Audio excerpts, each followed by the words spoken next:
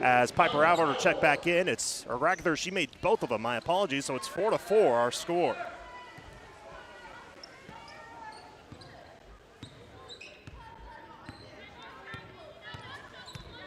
So here comes Circle in this tie game, 4 minutes in. Far side with the ball is Fitzwilliams. Look inside, ball poked around.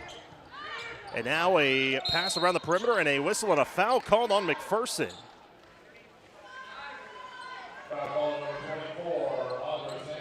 And Audra Sandbo is called for the foul.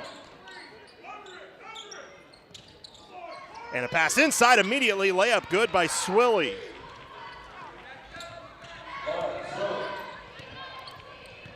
Six to 3, so rather one of the free throws did not go in for Brooke, and they took the point off the board. Now a steal by Circle. My apologies. I'm kind of having a bit of a half attention because we are having so many technical difficulties right now. Now on the drive, layup good and one. Coble with the lay-in. And a chance at a three-point play.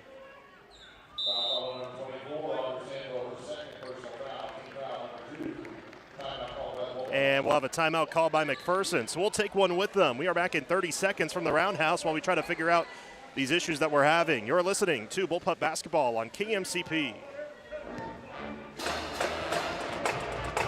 Protect your home with WaveTech Roofing and Guttering in McPherson. Eco-friendly, synthetic roofing to lifetime gutter systems, we deliver durability you can count on. Call today for your free estimate or visit wavetechroofing.com. Elevate every space with the Good Merchant in Lindsborg.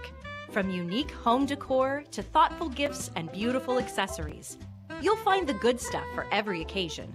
Shop your style at the Good Merchant, downtown Lindsborg. 98.9 and 1540 KMCP. Welcome back into the roundhouse. We're sorry that we're experiencing some technical problems, and we're going to try to figure this out as soon as we can. But Circle at the line for an and one as it is 8-3 Circle. And the free throw for Coble on the and one opportunity misses. And what do we have here? A whistle and a lane violation called on Circle.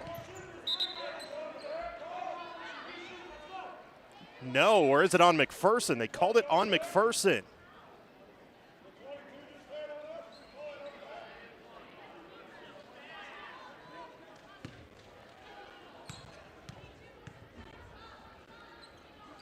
Second one, or rather the only free throw, I should say, again for Coble.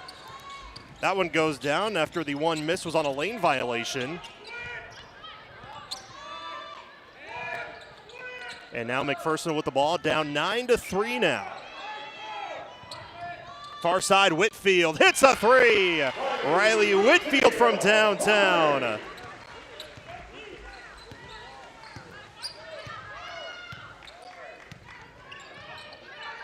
And that makes it 9-6 now. High pass, top of the key. As they swing around the rock, top of the circle once again, Coble. And Circle still just controlling it around in the perimeter, near side. A three on the way, Coble off the mark. Rebound fought for, tipped out of bounds, and it will go to McPherson with 2:29 to go in the first quarter.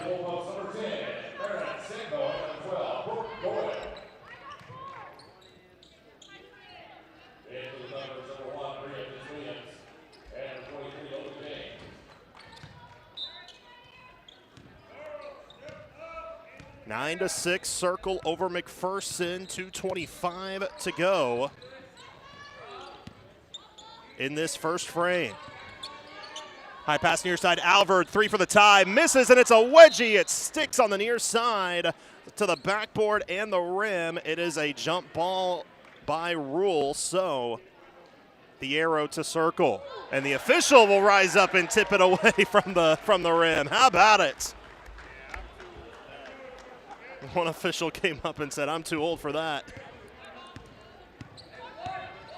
So now here come the Thunderbirds, but it is 9-6 Circle with 2:05 to go in the first quarter. Oliver had her pass tipped. Oliver on the midcourt stripe, but it was tipped, so no backcourt violation. Swilly with the ball on the near side. Waving the ball around. Swilly now with a dribble, and she's called for a double dribble. And a turnover will give it back.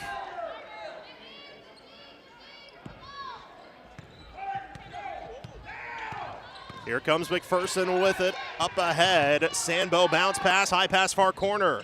Albert on the baseline, lost it out of bounds. Was it tipped? Yes, they say. So it will stay with McPherson.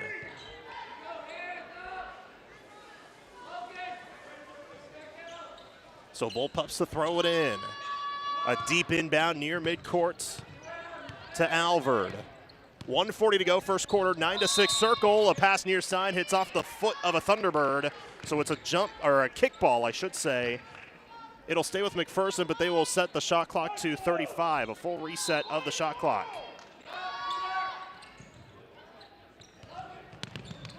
As McPherson plays it in near midcourt, Marin Sambo with the ball, right-handed pass to the far corner. Sambo again. She wants a three for the time. Misses short rebound.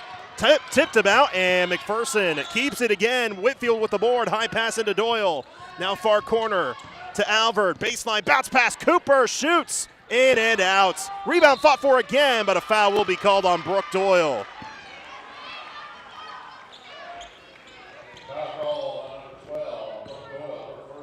Brooks first, team's third of the first quarter.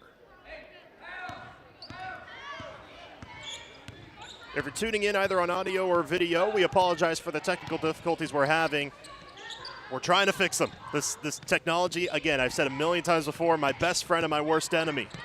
High pass near corner. A three for Circle is blocked by Sambo. Cooper with the board. Here comes Marin. 2-on-1 break. Bounce pass into Alvord. Tough layup. Misses high off the backboard. Ball tipped out of bounds. It'll stay with McPherson. The Coach Kinnaman pleading for a foul on that last play. None called.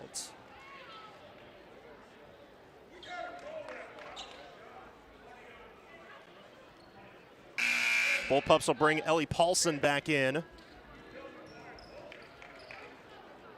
for Brooke Doyle. 47.2 to go first quarter. Circle 9, McPherson 6. Whitfield will throw it in, near side Sambo, back to Whitfield, tries another three, hits another three! Her second three of the game, and she has 6 straight points. That ties it up. Now near side an answer, off the mark by Circle, tap back and an offensive rebound. Far side by Coble. Fitzwilliams drives, floats, misses, rebounded by Paulson. McPherson with the ball. And we'll have a whistle and a foul called on Circle. That's the team's 5th, so that puts McPherson in the bonus.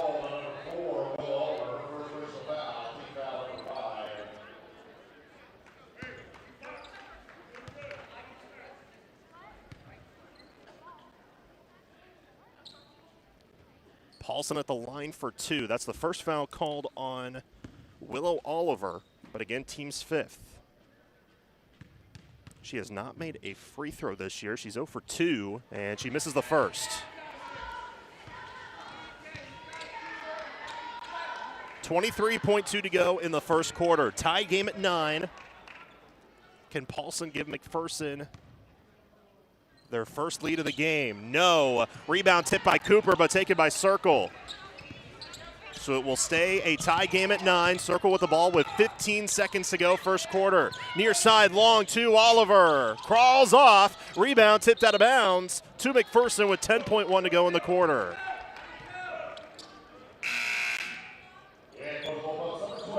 Brooke Doyle will check back in for the Bullpups. 10.1 to go. Shot clock turned on for the remainder of the first quarter.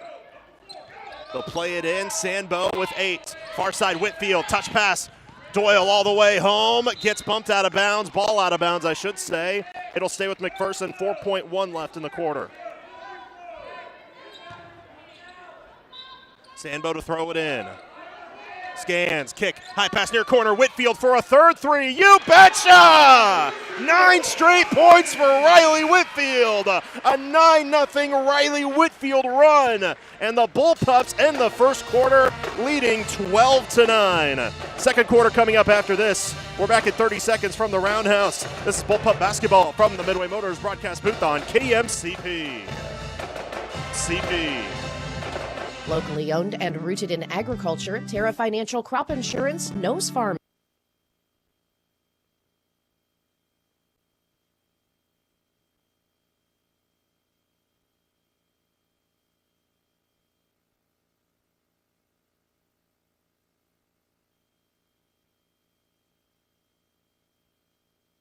feel like family. It gave me the confidence to chase what's next. Your future begins at hutchcc.edu. 98.9 and 1540 KMCP. Welcome back to the Roundhouse. 12-9, McPherson leading through one quarter of play. We'd like to thank you for sticking with us through the technical issues that we've been having for both the audio and the video. And hopefully we are good to go now. 12-9, McPherson leads through one quarter of play. Riley Whitfield with 9 straight points to will McPherson to take the lead. Coverage of Bullpup basketball presented by McPherson College. You bring the dream, we'll build the team. Success is a team effort. Begin building yours at McPherson College. McPherson with the ball to start off quarter number 2. Bounce pass, Doyle missed the layup, but a foul called. And Brooke will go to the line for 2.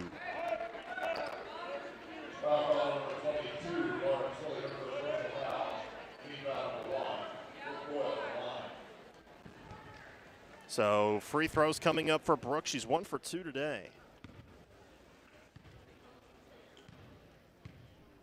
And McPherson trying to extend their lead. First free throw good for Brooke. She has 2 points today.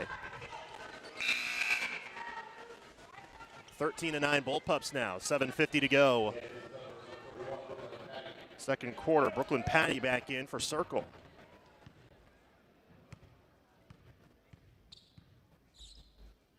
Second free throw, good as well. 14-9 McPherson, 7:50 to go first half. And it's an 11-0 Bullpup run. Circle with the ball. Trying to bring themselves back in now after they had the momentum, but a pass tipped inside and Doyle comes down with the steal. Doyle with a right-handed pass. Albert catches in stride, just missed the layup though. Rebounded by Circle. Thunderbirds the other direction. Near side, Swilly with the ball. Swilly, high pass, too far. Intercepted by the freshman, Kason Blake, who checked in just right before the quarter began. Here on the other end, Marin Sambo on the run. Misses. Ball tap back. Whitfield gets the board. Fresh shot clock, but miscommunication and thrown out of bounds on the far side. It will go back to Circle. 14-9. McPherson leads.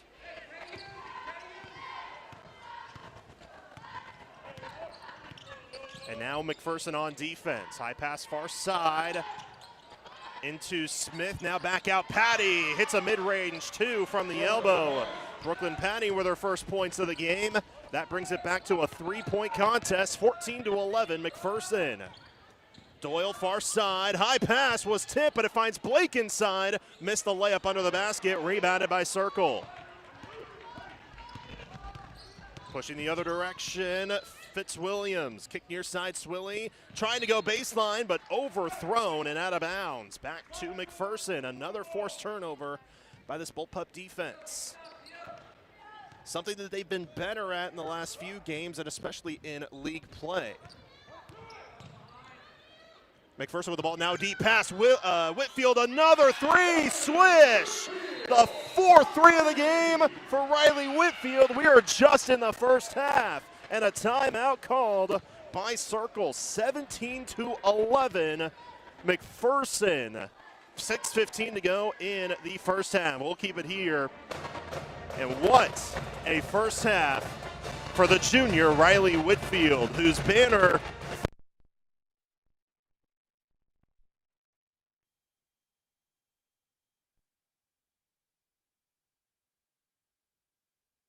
but she is showing up and showing out on the hardwood right now.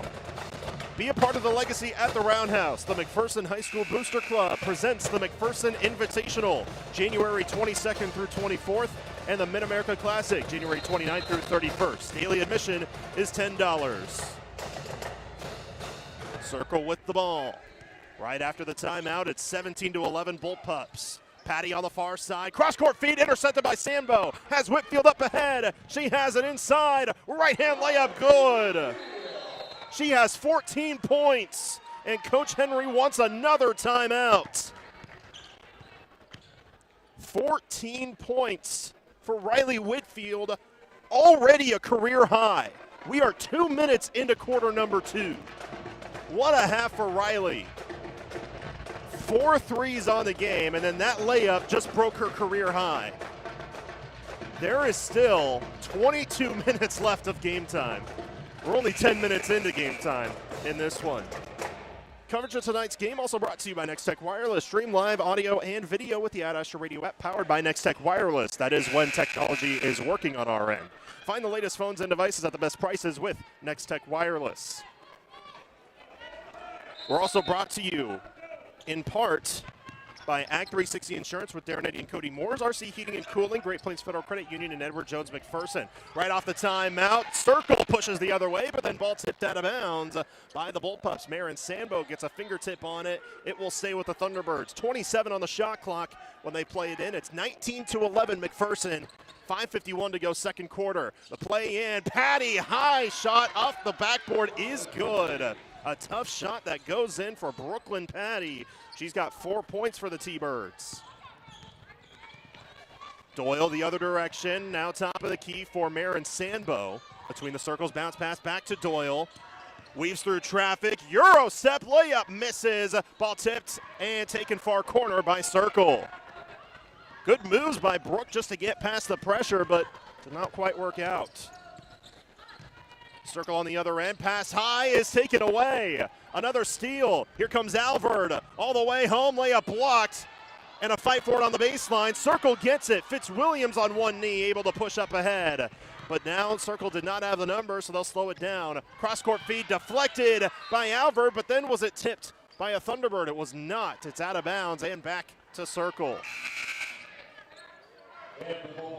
Jersey Alexander, Carly Cooper back into the game for McPherson. With 5:01 to go, first half, 19-13 Bullpups. Play in near corner and a handoff. Coble open for a three. Misses off the heel. Albert falls down. Rebounded by Circle. And now a tough shot up. Misses. Offensive rebound. Stick back won't fall. And now a Thunderbird falls down and a foul on McPherson.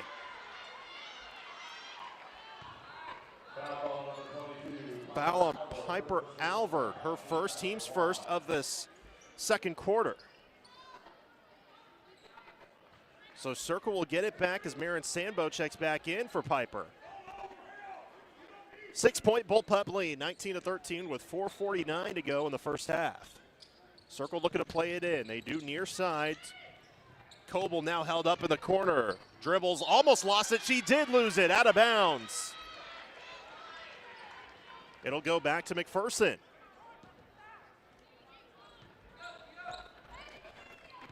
.440 to go first half now. Bullpups still with a 6-point lead. Can they extend it here? Whitfield had the ball far side. Kicks near side. Alexander. Sambo top of the circle.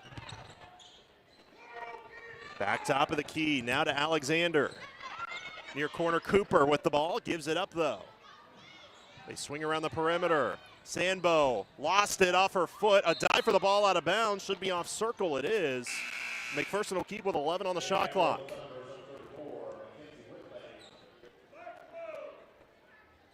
Mackenzie Whitlake, the 5'9 junior, checks in for the Thunderbirds. We'll have a whistle, and one official says they should reset the shot clock.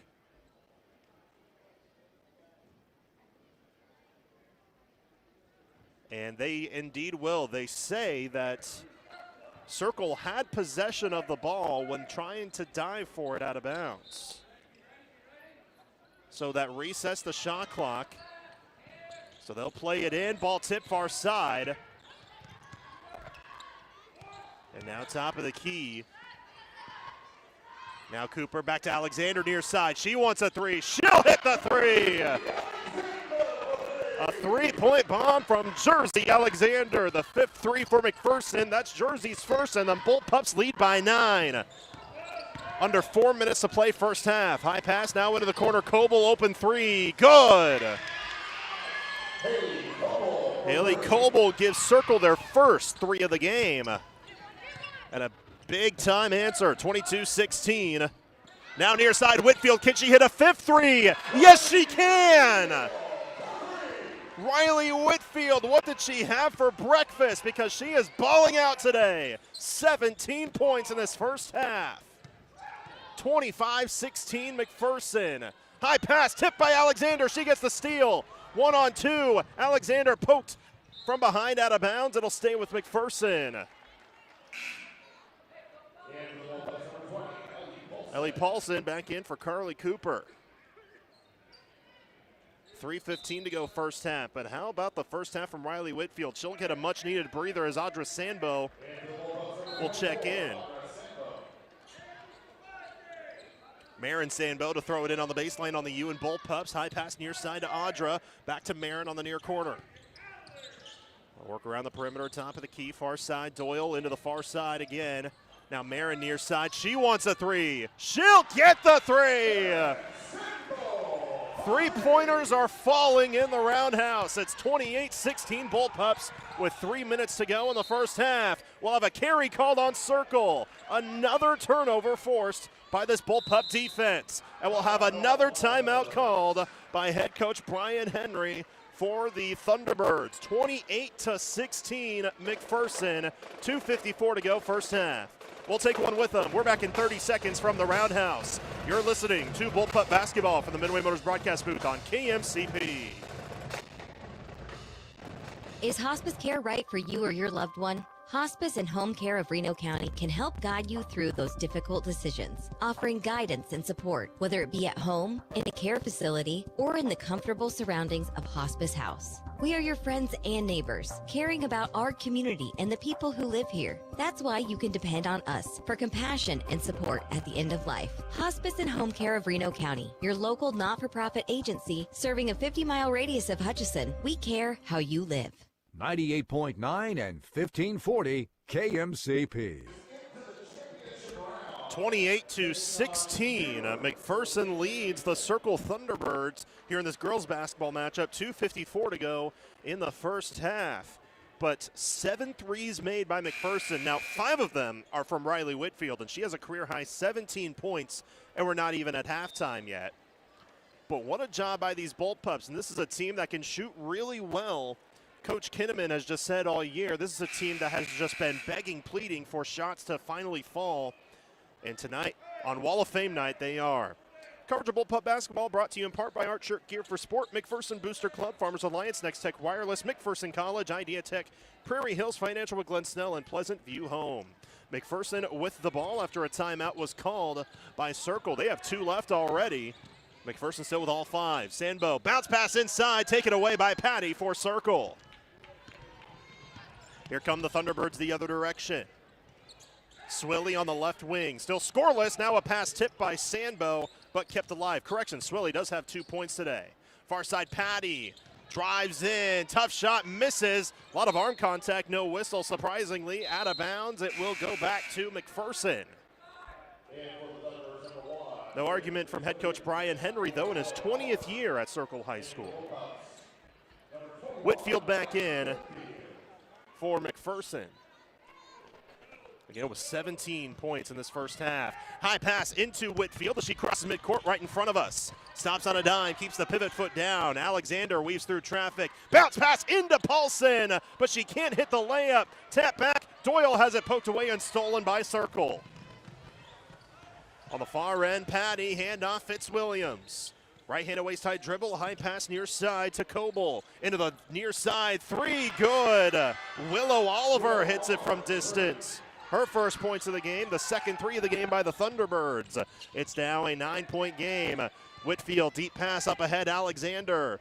Stops at the free throw line, far side, Audra Sandbo for 3, too strong. Rebounded by Circle. 100 seconds to go, first half, 28-19 McPherson. Fitzwilliams between the circles, now top of the key, Coble way out in the perimeter. McPherson showing a kind of a triangle and 2, and a pass tipped inside, taken away. High pass, Whitfield, miscommunication, but it's tipped out of bounds off the Thunderbirds, and it'll stay with McPherson on the near side. Kaysen Blake will check back in. Amory Lowry in for the first time for McPherson. Ellie Paulson and Audra Sandbo will get a much-needed rest. 1:21 to go, second quarter, 28-19 McPherson. They at one point were down 9-3. And they've been on a tear for the rest of this first half. Can they keep it going? Lowry, bounce pass far side, Whitfield. Stops, kicks it inside, Doyle, tough shot, misses, but a foul called, and Brooks going back to the stripe. She was 2 for 2 in her last trip. As Willow Oliver gets whistled for her second foul, team second of this second quarter. A lot of seconds. Speaking of seconds, 67 seconds left in this first half. Laugh all you want out there. First free throw good for Brooke.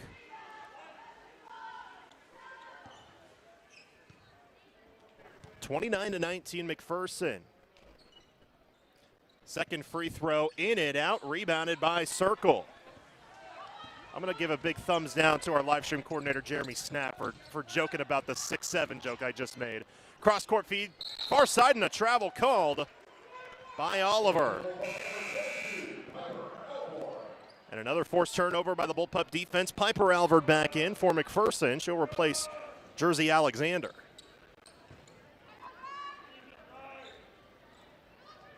Alvord to throw it in now, full court pressure, which is something this coaching staff loves to do defensively, and sometimes it's worked, but now near side, McPherson crosses midcourt.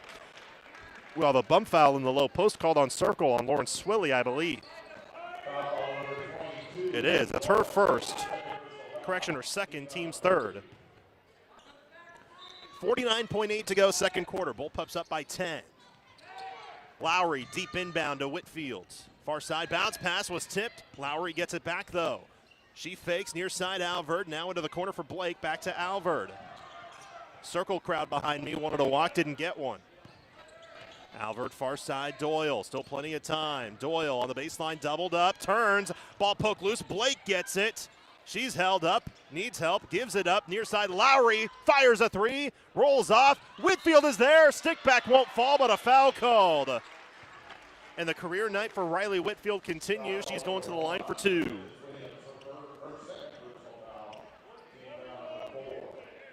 Fitzwilliams called with her second foul, team's fourth, but 2 free throws coming up for Riley, her first trip today. First free throw, good. The career high numbers continue, 18 first half points, which by the way is more than any Bullpup has scored this season in a game. Second free throw, good, make it 19 points for Riley Whitfield. 31-19. She has as many points as Circle does. It's 31-19 Bullpups. 15 seconds to go in the half. Shot clock turned off. Left-handed dribble, Fitzwilliams. Kick far side. Patty guarded well by Blake. Turns. Tough hook shot on the run. Misses. Rebounded by Whitfield. Up ahead, they got to push. Lowry near side. Doyle chucks it up at the buzzer. Just off the mark. And that's the end of the first half. But what a half for the Bullpups. 31-19. They lead at halftime. The Great Plains Federal Credit Union halftime report is coming up after this. This is Bullpup basketball from the Midway Motors broadcast booth on KMCP. You're listening to the Great Plains Federal Credit Union halftime report.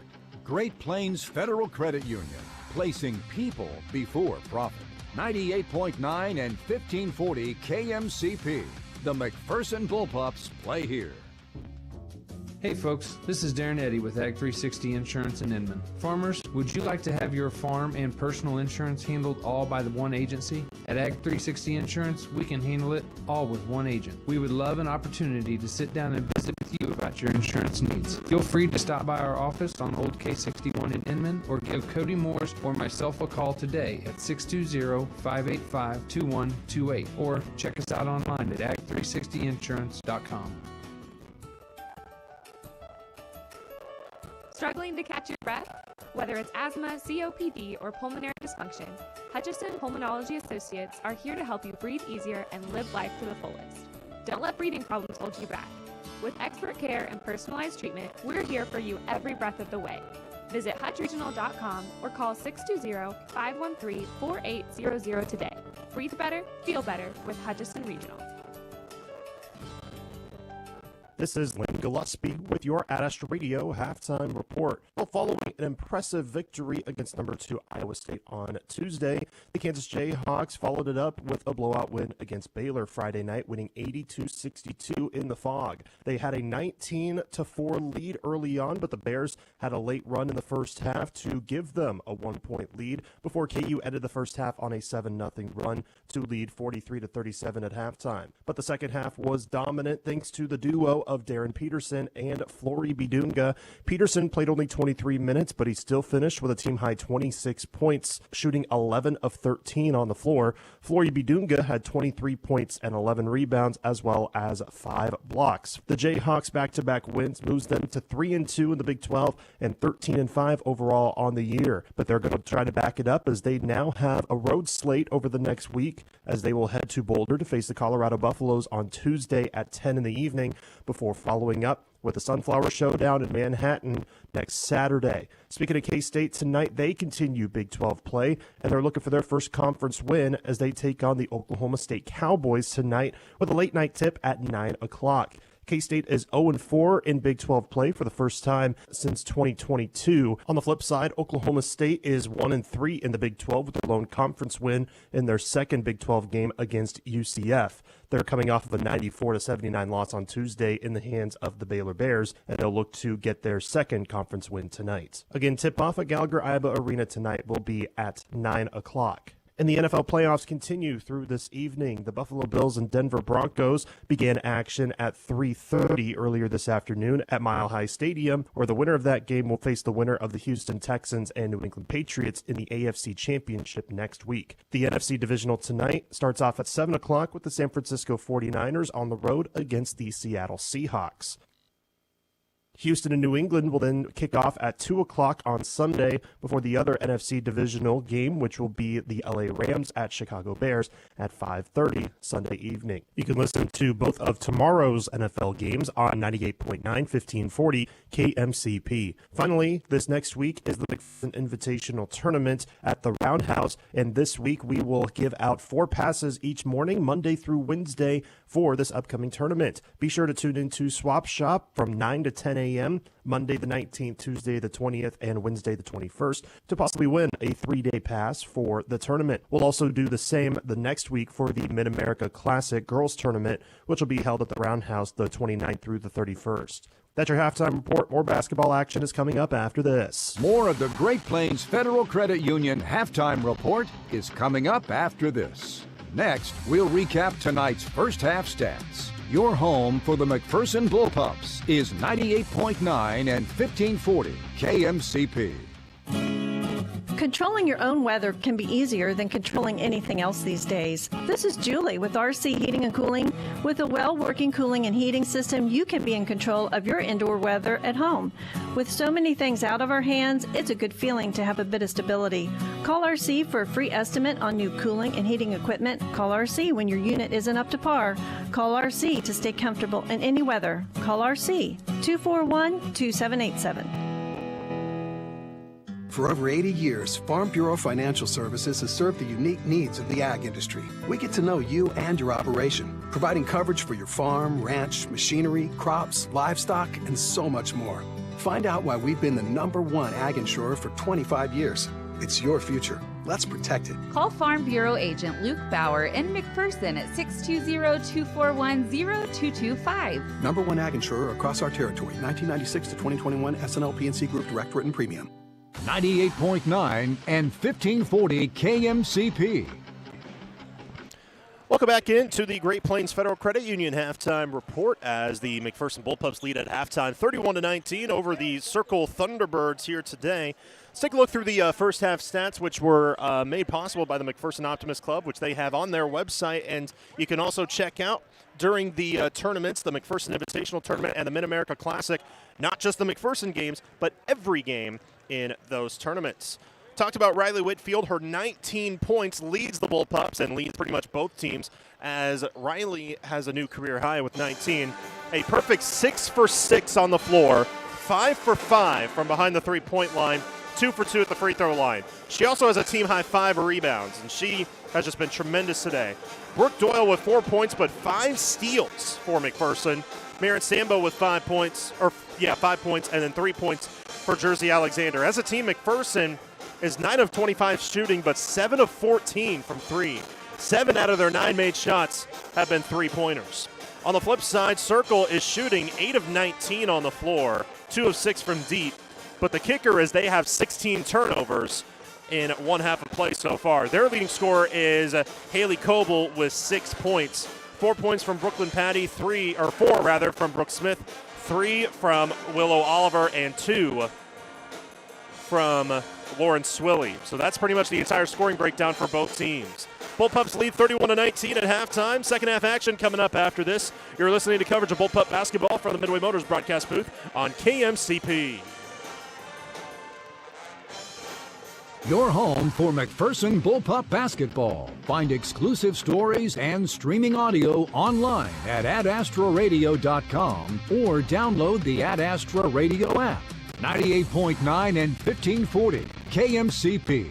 Discover everything Great Plains Federal Credit Union has to offer, from savings and checking accounts to retirement planning and loan services. We want to be your full-service financial partner. We will greet you with a warm smile and a helpful attitude. And when you're on the go, you can always take advantage of our online services and mobile app. As a member, you will be a co-owner in our credit union, just like us, so you know we will always have your best interest at heart. Great Plains Federal Credit Union in Salina, Abilene, McPherson, and Hillsborough. Member NCUA. Even trying to enjoy a fun event can be difficult after the loss of a loved one. Unanswered questions, feelings of stress and grief are only natural. As the owner and director of Inman Funeral Home, I bring over 25 years of experience bringing comfort and empathy during time of loss. Rely on me to guide you through all aspects of planning a funeral service with compassion, dignity, and respect. I'm Athena Johnson with Inman Funeral Home. Find me at inmanfh.com.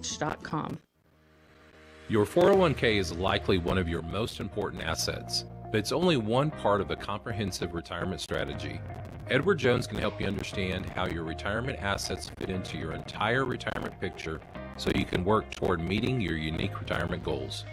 Contact me, Aaron Mayfield, your McPherson Edward Jones financial advisor at 115 East Marlin Street, Suite 106. Edward Jones, making sense of investing, member SIPC. This is Leah Amdahl from Farmers Alliance and proud mom of Bullpup number 58. After living in several different places prior to settling in McPherson, our family truly appreciates the feeling of community we've found here. Being a part of Farmers Alliance crew also fills me with pride as we root for our local community, students, and coaches, both in the game and beyond. While you hustle for that victory, we're on the sideline safeguarding our customers. At Farmers Alliance, we're thrilled to be a part of this fantastic community, and we can't wait to cheer on all our local teams to success. 98.9 and 1540 KMCP. 31-19, McPherson at halftime over over Circle, I should say. Led by 19 points by Riley Whitfield, the same amount of points that Circle has. Whitfield shooting 5 for 5 from distance, 6 of 6 overall on the game. Perfect 2 for 2 at the free throw line. Before we begin the second half, I'd like to thank some of our sponsors. McPherson Car Connection, the Boilers House, People's Bank and Trust, Erickson Custom Building, Midway Motors, Prairie Land Partners, American Family Insurance with Steve Barr, and JAR Performance Automotive. If you were tuning in to KMCP earlier, we were having Westwood One's coverage of the NFL matchup between the Buffalo Bills and Denver Broncos. That's going to overtime after a thrilling come-from-behind effort from Buffalo after allowing a go-ahead touchdown with 55 seconds left. Matt Prater with a 50-yard field goal to tie the game at 30. That scoreboard update brought to you by McPherson Dental Care, providing healthy smiles with a gentle touch. Circle with the ball to start the second half. Near side almost thrown away, but a terrific save by Fitzwilliams. She now has it between the circles. Near side drives, held up by Alvord, and she gets the steal. Up ahead of the floor, it's Cooper. Defender closes in. Cooper, layup misses, but a foul called. And Carly Cooper will go to the line for 2. Lauren Swilly hit with her third foul as they called her for arm contact, said the VAR official. So Carly at the line for 2, looking for her first points of the game. The southpaw hits the first free throw. Front rim back iron it in. 5 of 12 at the stripe this season. Second free throw is good. Same as before. Front rim, back iron in. But she goes 2 for 2. 33-19. McPherson. 7.5 minutes to go, third quarter. Circle with the ball. High pass inside. Taken away by McPherson again. 18th turnover they've forced. Doyle then has it poked loose, but a foul called on Swilly, who then slaps the floor in frustration. That's Swilly's 4th foul. So back-to-back fouls called on the senior. And she'll head to the bench as checking in will be Avery Wartick for the first time today. And McPherson will have the ball in the forecourt. They play it into Alexander near side. Back in between the circles now as the Bullpups lead by 14, their largest lead of the day. A double team on Whitfield, but a timeout called by Coach Kinnaman. I believe he sees the double team and wants to shift things around on offense. So he will call a timeout. We'll take one with him. We're back in 30 seconds from the Roundhouse. This is Bullpup basketball from the Midway Motors broadcast booth on KMCP.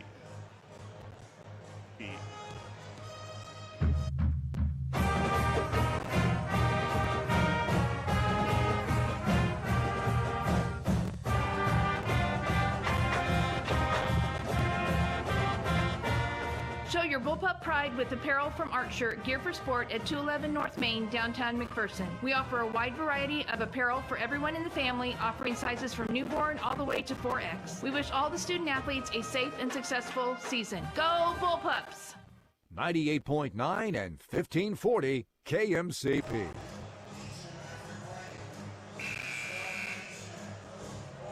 Welcome back to the Roundhouse. 33-19 at McPherson leads the Circle Thunderbirds here in this girls basketball matchup as the Bullpups call a timeout. The second timeout they've called today. Riley Whitfield with 19 points, and I touched on this just right before the break where there was a double team on her on the near side when they played it in. I think Coach Kinnaman saw that and wanted to talk things over to switch around the game plan on the offensive end. 7:11 to go in the third quarter, 33-19 McPherson, and the Bullpups do have the ball in the forecourts. Doyle, high pass near side, deflected. Alexander lost it and out of bounds. It'll go back to the Thunderbirds.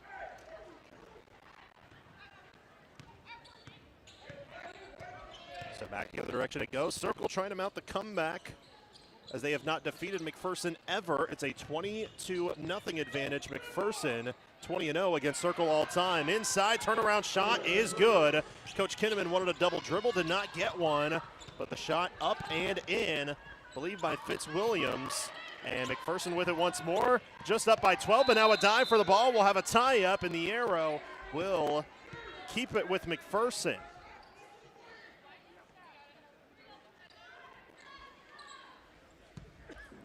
But the Bullpups almost got another turnover. They're up by 12. Top of the key, Doyle with the ball.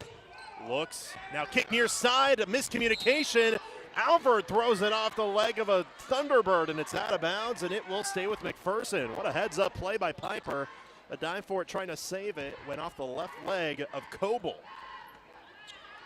So they'll play it in. Shot clock at 11. Alexander, far side. Alvord steps into a long two. In and out. Rebound fought for, and Circle comes down with it. Fitzwilliams the other direction. High pass far corner. On the drive, almost lost by Wartick. Now Fitzwilliams near side. Turns, shoots, and scores.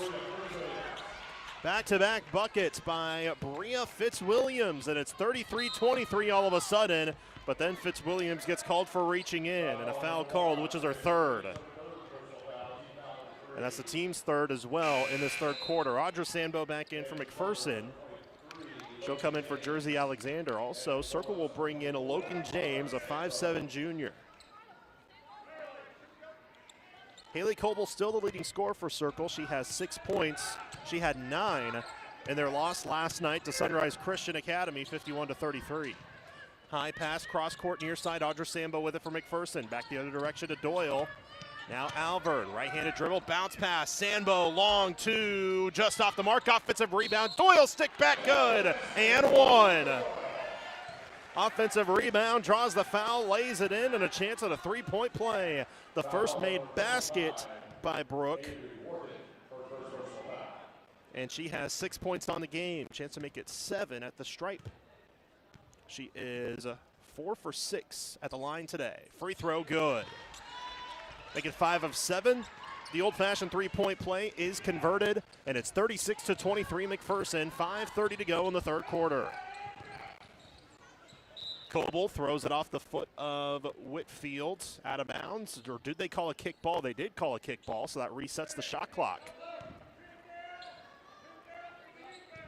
So Circle will keep it now with a 35 in red text on the timer above the basket. Ball tipped inside, somehow finds the hands of Smith, who scores off the glass and gets fouled. And another and one opportunity, but this time on the other end, as Circle will try to get that and one. Foul on Brooke Doyle, her second, team's first of this third quarter.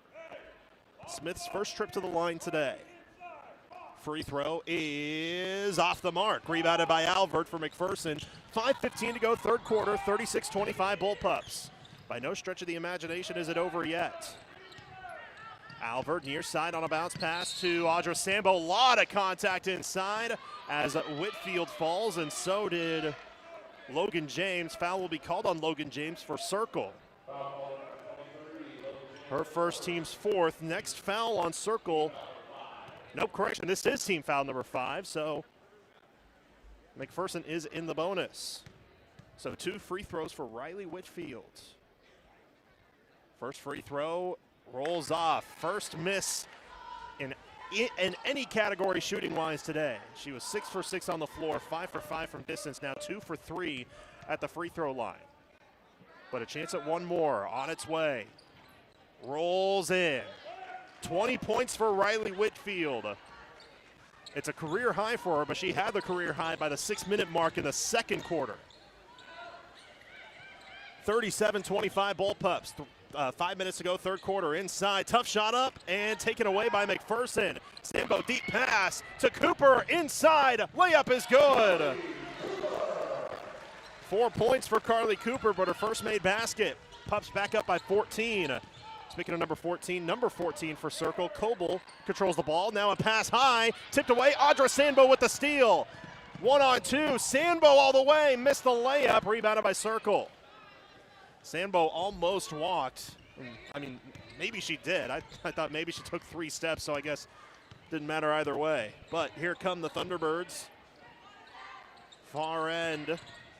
Wartick drives, doubled up, needs help, kicks far side to Patty on the baseline as she was doubled up and gives it up. Bounce pass far side, a dive for the ball, but out of bounds off of Circle. So another turnover. Willow Oliver comes back in for Circle. Kaysen Blake back in for McPherson for Carly Cooper.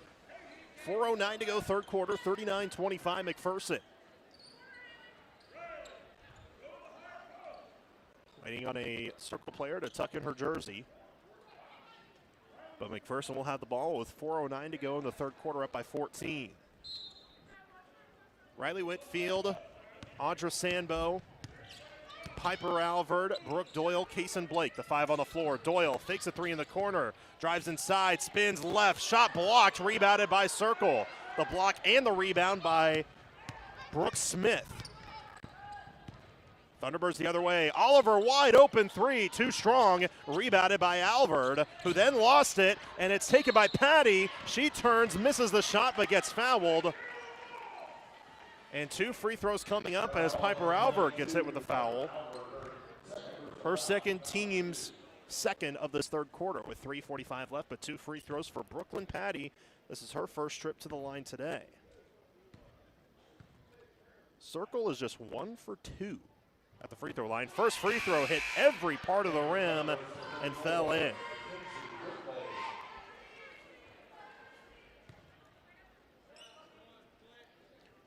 Correction, Circle was 1 for 3. Now they're 2 for 4 at the line. Second free throw off the mark. Offensive rebound, though. Stick back falls in for Mackenzie Whitlake.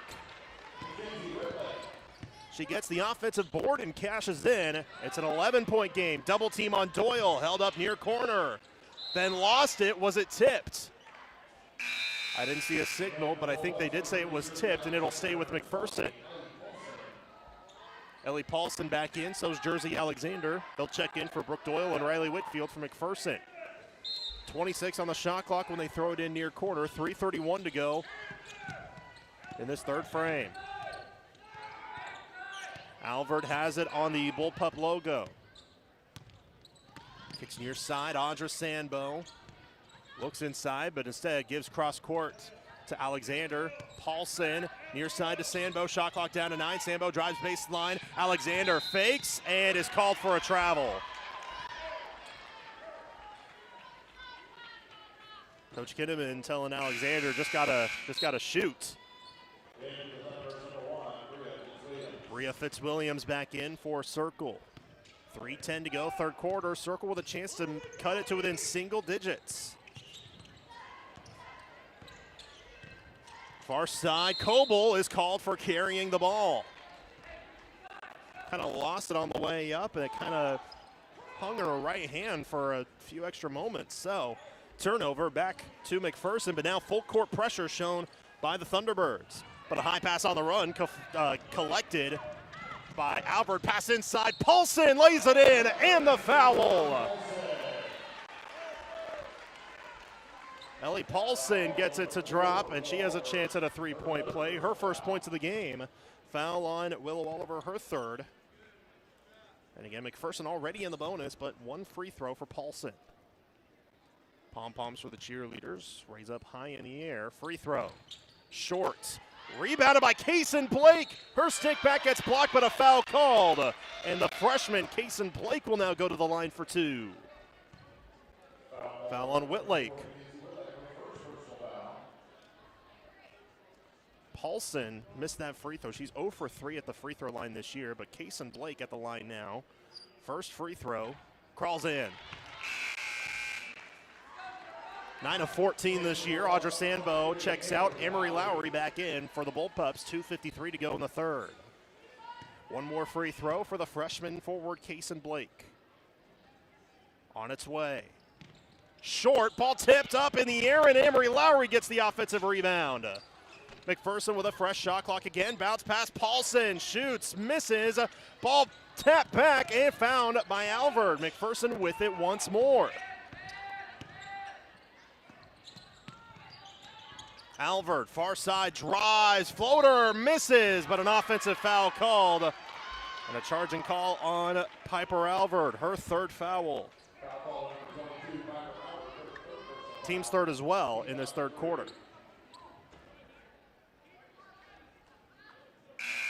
So Carly Cooper will come back in for McPherson. 2:32 to go, third quarter. It was a three-point possession for McPherson, but I believe 3 or 4 offensive rebounds on that trip.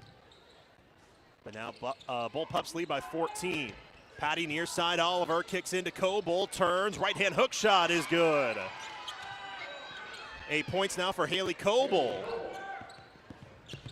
Lowry almost lost it in the backcourt. Still full court pressure shown by the Thunderbirds. Alexander controls on the left wing. Now to Lowry. Jump pass near side. Thrown towards the shoestrings of Paulson. Alexander stops far elbow. Near side Cooper. Long two. Short. Long rebound collected by Patty in the near corner for Circle. 1:50 to go, third quarter. Circle with the ball down by 12. It's 42-30. High pass collected by Patty, but she missed the layup. Rebounded by McPherson. Alexander with a crossover move to get past the pressure. Stops on a dime, steps back. Lowry wide open three, short. Rebound fought for in the low post, and it's taken by Coble for Circle.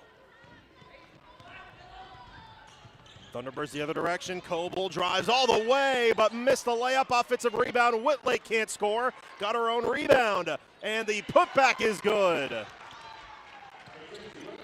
Whitlake with 4 points all in this quarter, and it's a 10-point game with 1:10 to go, third quarter. Another crossover move. A Euro step misses. May have been blocked. Rebounded by Circle. Coble steps up, fakes, kicks near side. Fitzwilliams open for a three. Too strong, rebounded by Lowry for McPherson, but then throws it to Fitzwilliams. She drives and lays it in. 6 points all in this quarter for Fitzwilliams, and it's an 8-point game. Deep pass, miscommunication, and stolen by Circle, but then overthrown to Patty and out of bounds.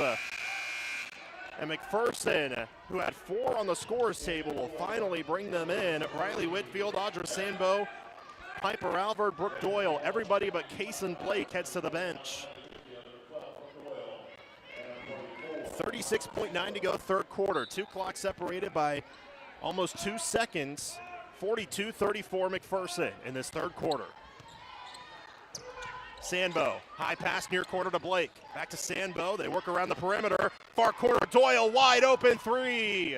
Off the heel, rebound, Circle, but a fight for the ball and a tie-up, and it will be Circle's ball. 20.9 to go in the third. Circle throws it in. Fitzwilliams crosses the red-painted midcourt stripe. They have a chance to hold for the last shot. They don't look like it. Fitzwilliams steps into a long 2, misses, rebounded by McPherson. 10 seconds left in the quarter. Audra Sanbo stops. Whitfield steps up. High pass deflected. Far corner with 2. Whitfield 3 at the buzzer. It's good. You have got to be kidding me, Riley Whitfield. Her 6th 3 of the game. And the Bullpups lead by 11 going into the fourth quarter. 45-34 McPherson through 3. We're back in 30 seconds from the Roundhouse. This is Bullpup basketball from the Midway Motors broadcast booth on KMCP. Need reliable electrical work? Call Headed Electric in McPherson. We are locally family owned and committed to providing quality electrical services. Give us a call at 620-241-3757 or visit headedelectricinc.com. The Bradbury Company, headquartered in Mound Ridge, is a family-owned custom equipment builder, and they're hiring qualified candidates for manufacturing roles. Apply online at bradburygroup.com. The Bradbury Company, wishing the best of luck to all the teams. 98.9 and 1540 KMCP. 45-34. McPherson through 3 quarters of play. Riley Whitfield hits her 6th 3 of the game. She has 23 points for the Bullpups here today. But Circle clawed, scratched their way back to cut it to within 8 before that 3 was made by Riley. McPherson does get the ball to start this fourth quarter. We're brought to you by McPherson High School. Be a part of the legacy at the Roundhouse. The McPherson High School Booster Club presents the McPherson Invitational January 22nd through the 24th and the Mid-America Classic January 29th through the 31st. Daily admission is $10. Also brought to you by McPherson College. You bring the dream, we'll build the team. Success is a team effort. Begin building yours at McPherson College. McPherson to play it in. Into the front court they will, but a ball out of bounds. Was it tipped? They say it was not. It will go to Circle. McPherson was outscored 15-14 in that third quarter, yet they still boast an 11-point lead. Coble near side to Fitzwilliams for Circle. Now top of the key, Oliver for 3. Off the back rim, ball tipped. It finds Patty, who misses the runner. Rebounded by McPherson. Doyle with a deep softball pass up ahead. Alvord fires a 15-footer. You betcha. Alvord gets her first points of the game, and it's 47-34 McPherson. High pass is almost ripped away from Alvord, but she's called for a foul. That's her 4th. Team's first of this fourth quarter. As Circle will bring back in Lauren Swilly, who picked up her 4th foul early on in the third quarter, which is why she sat out for a little bit. Circle will throw it in. Deep inbound, Swilly. High pass in, turn, shot up, misses, but they'll call a foul on Kason Blake on the shot, so 2 free throws coming. No, they called it on Audra Sanbo. My apologies, I thought it was going to be on Blake. Foul on Sanbo, though, her first. Team second, 2 free throws for Brooke Smith, who is 0 for 1 at the line today. First free throw, switch. Back in also is Logan James for the Thunderbirds. 47-35. McPherson with 7:21 to go in the fourth quarter. Here on Wall of Fame night, between the games is when the Wall of Fame inductees will be announced. Second free throw misses, rebounded by McPherson. Doyle up ahead to Whitfield. Now Paulson, far side, top of the key, Doyle. No, working around the perimeter, slow down the tempo a touch. Ball tipped, and it finds Audra Sandbo. Back to Blake near side, and back to Sandbo. Kind of playing a game of keep away. Now far side, Doyle long two. Crawls off. Whitfield fights for the ball, but it's out of bounds. Off of Whitfield, and back to Circle. Thunderbirds get it back. 7 minutes to go. 47-35 McPherson. Fitzwilliams with 6 points, all of which in that third quarter. Kicks to Coble, top of the key, Swilly. High pass into Smith, and they go back outside. Coble, top of the key, three. Off wide left, rebound McPherson. Case and Blake with the board. They'll slow it down now. Sandbo now to Doyle, far side Paulson in the corner. Coach Kinnaman just yells, move the ball. High pass intercepted by Coble. And here come the Thunderbirds the other way. Fitzwilliams near side. Double team, handoff Swilly. Swilly kicks far corner and a touch pass to Coble into Smith. Turns, shot up, misses short. Ball tapped back. Smith trying to get it off the ricochet, but Blake then comes in. We'll have a tie up. The arrow will keep it to Circle. But Carly Cooper will check in for McPherson. So will Piper Alver. Now Alver does have 4 fouls. Jersey Alexander back in too. Case and Blake, Riley Whitfield both stay in.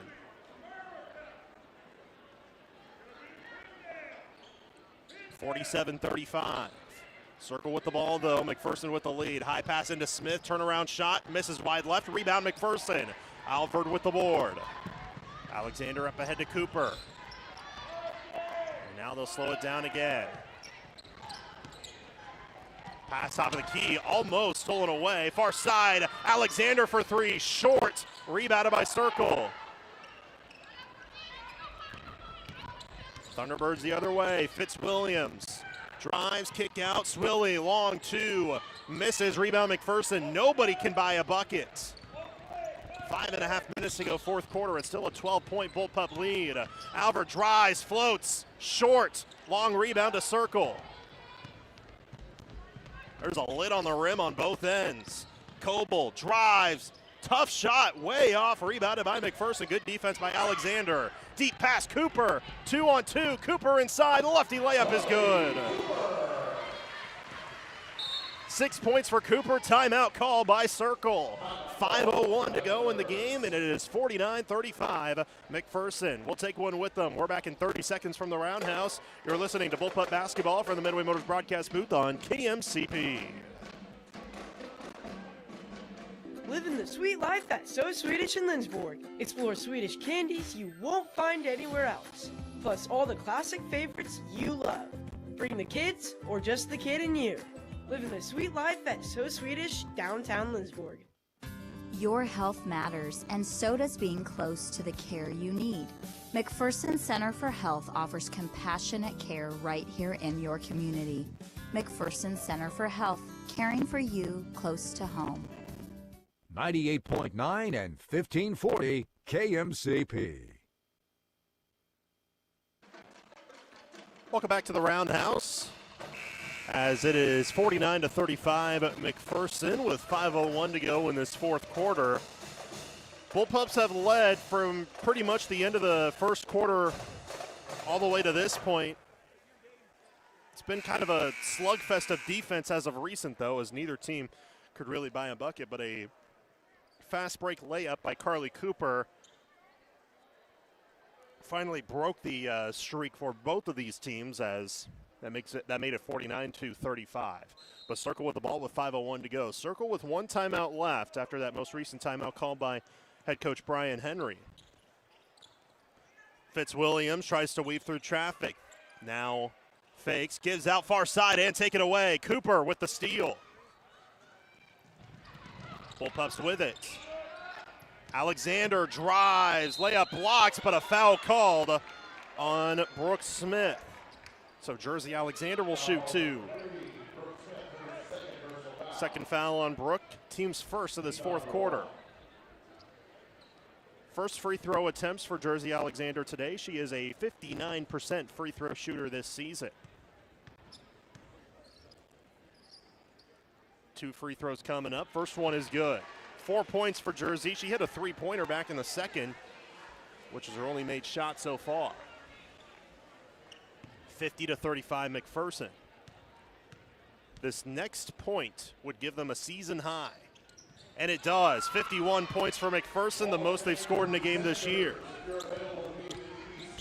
51-35 Bullpups, 4:35 to go. Far side, weave through move. Wartick then has it taken away. Up ahead to Cooper. One-on-one with Fitzwilliams. Layup good and one.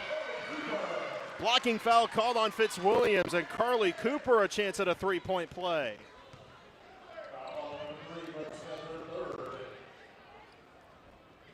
That gives her 8 points, which is a new career high. So 2 Bullpups with a new career high in scoring.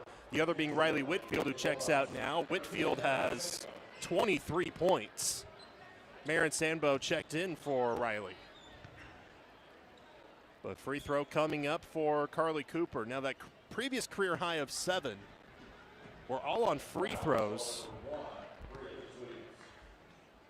in the Mid-America Classic last year. Free throw misses that time though. Rebound high in the air. Sandbo almost had it. It's out of bounds off of circle. It'll go back to McPherson, or no, it will not. The official pointed the wrong direction, so it's actually circle ball.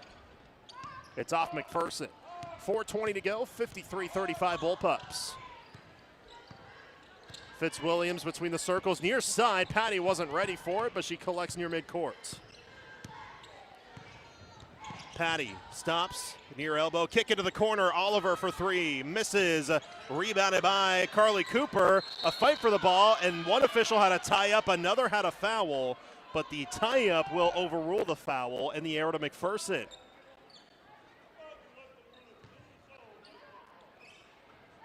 So McPherson will play it in against pressure, but they break past it quickly. Near side, Sandbo, top of the key to Alexander. Far side, Cooper drives baseline, doubled up though. Tries to go on the baseline, and she does give it up to Albert off the carom. Now Sandbo slows it down near midcourt. Still 15 on the shot clock. 3:40 to go in the game. McPherson up by 18. Cooper drives, gets hit hard, and a foul called. Blocking foul called on Circle. And 2 more free throws coming up for Carly Cooper. Whitlake hit with her second, team second of this fourth quarter. 3:39 to go. Cooper missed her last free throw, but she's 2 for 3 on the day. First free throw, swish. 9 points for Carly Cooper. Brooke Doyle at the scorer's table, but she'll check in for the shooter if this second free throw goes down. Second free throw is good. Cooper goes 2 for 2. And Doyle will check in for her. 55-35, Bullpups lead by 20. Their largest lead of the game.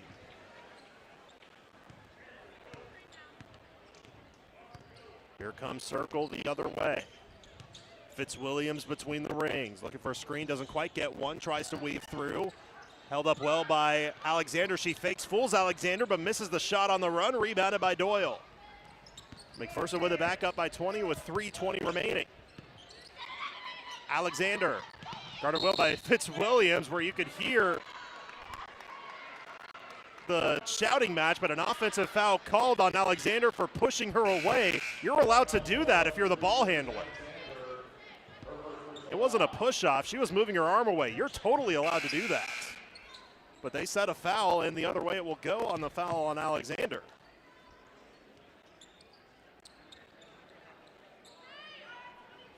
So Circle gets it back, but checking in for McPherson, Amory Lowry, Ellie Paulson, and Kaysen Blake. Near side with the ball, Patty, guarded well by Alvord, kicks top of the key, Swilly. Looks for help, doesn't quite get it. With 3 minutes to go, pass intercepted by Lowry. Lowry tries to throw it up ahead, but a kick ball on Coble, so McPherson will throw it in near side with a fresh shot clock.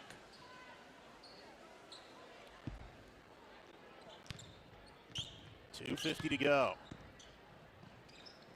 Far side, Paulson in the corner, looking to go back door, but the pass was tipped and taken away, and then a foul. No, a travel will be called. Thought a foul was going to be called on Audra Sandbo, but they said that Patty just fell, so a travel, and back the other way it will go. Well, following the girls' game, the Wall of Fame, I say ceremony, it's more just a recognition will take place. Ball tipped off the inbound. Blake tries to save it and does, but does to circle. And between games, we'll also let you know of all the inductees. On the drive, layup missed by Patty, rebounded by McPherson. Alvord then gets bumped near midcourt by Coble. Team foul number 4, so no free throws yet. Correction, that's team foul number 3. Nope, it is the 4th. I just had it wrong on my scorebook. Coble's first. And now Everly Buckman and Lily Pankratz check in for McPherson. So now everybody's suited up for this Bullpup varsity team. 2:20 to go. McPherson 55, Circle 35. We'll have a whistle and a foul called on Circle, which will send Amory Lowry to the line for 2. That's the 5th team foul. And Coble, back-to-back fouls called on her. But Lowry at the line for 2, looking for her first points of the game. And Lowry this year, 46% at the foul line. Turn around with this trip. First free throw, good.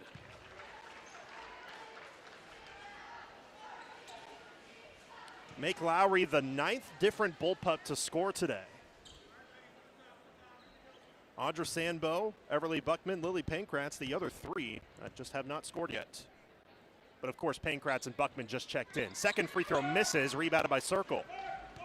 2:15 to go. McPherson 56, Circle 35. Far side now, high pass to the baseline. A double team comes in, now into a right-handed hook shot that misses. Rebounded by McPherson. Audra Sandbo gets bumped, and Sandbo will have a chance to score for the first time as she will shoot 2. Foul on Logan James, her second, but of course McPherson in the bonus. So Audra Sandbo at the line for 2. First free throw for Audra, misses. She's now 5 of 9 at the line this year. Brooke Smith checks back in for the Thunderbirds.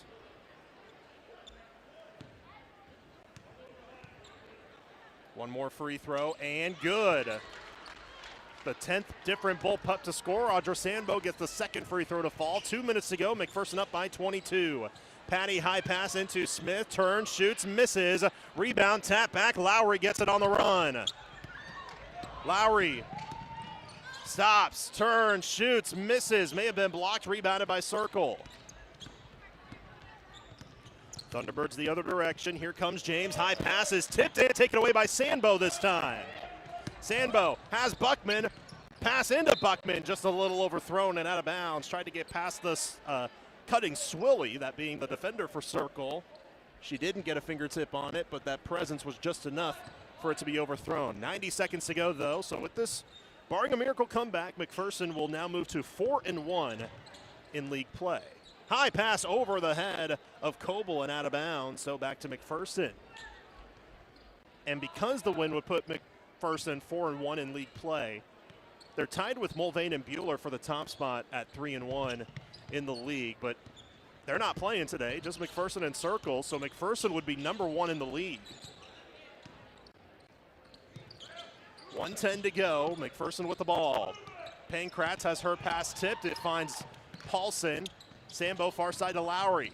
Lowry drives all the way, scoop shot misses, rebound, McPherson. Lowry, another chance, layup good and 1. Lowry gets her first made basket. She has 3 points today and a chance at 4 on the day. Chance at 3 on this trip. Foul on Lauren Swilly. That's her 5th, so she's out of the game. Avery Wardtick will come in for her.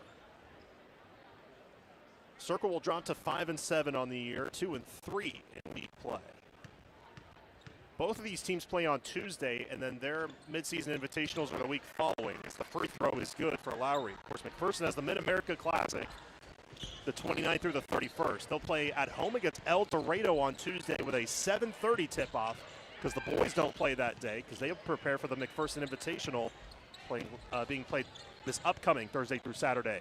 On the drive pass inside, doesn't matter a foul called. Did they call a shooting foul or on the floor? I think they called a shooting foul.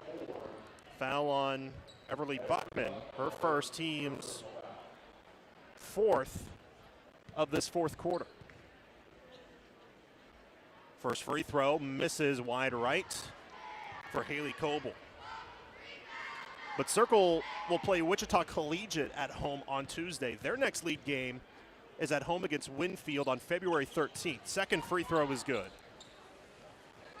So Coble goes 1 for 2. McPherson with it. Pankratz kicks in. Paulson missed the layup. Ball tipped. Paulson tried to save it, but saves it to Circle. Bullpups up 60-36. Circle with the ball. Shot clock turned off the rest of the way with 20 seconds left. Here's a tip and a steal. Lowry will go coast to coast all the way and lay it in.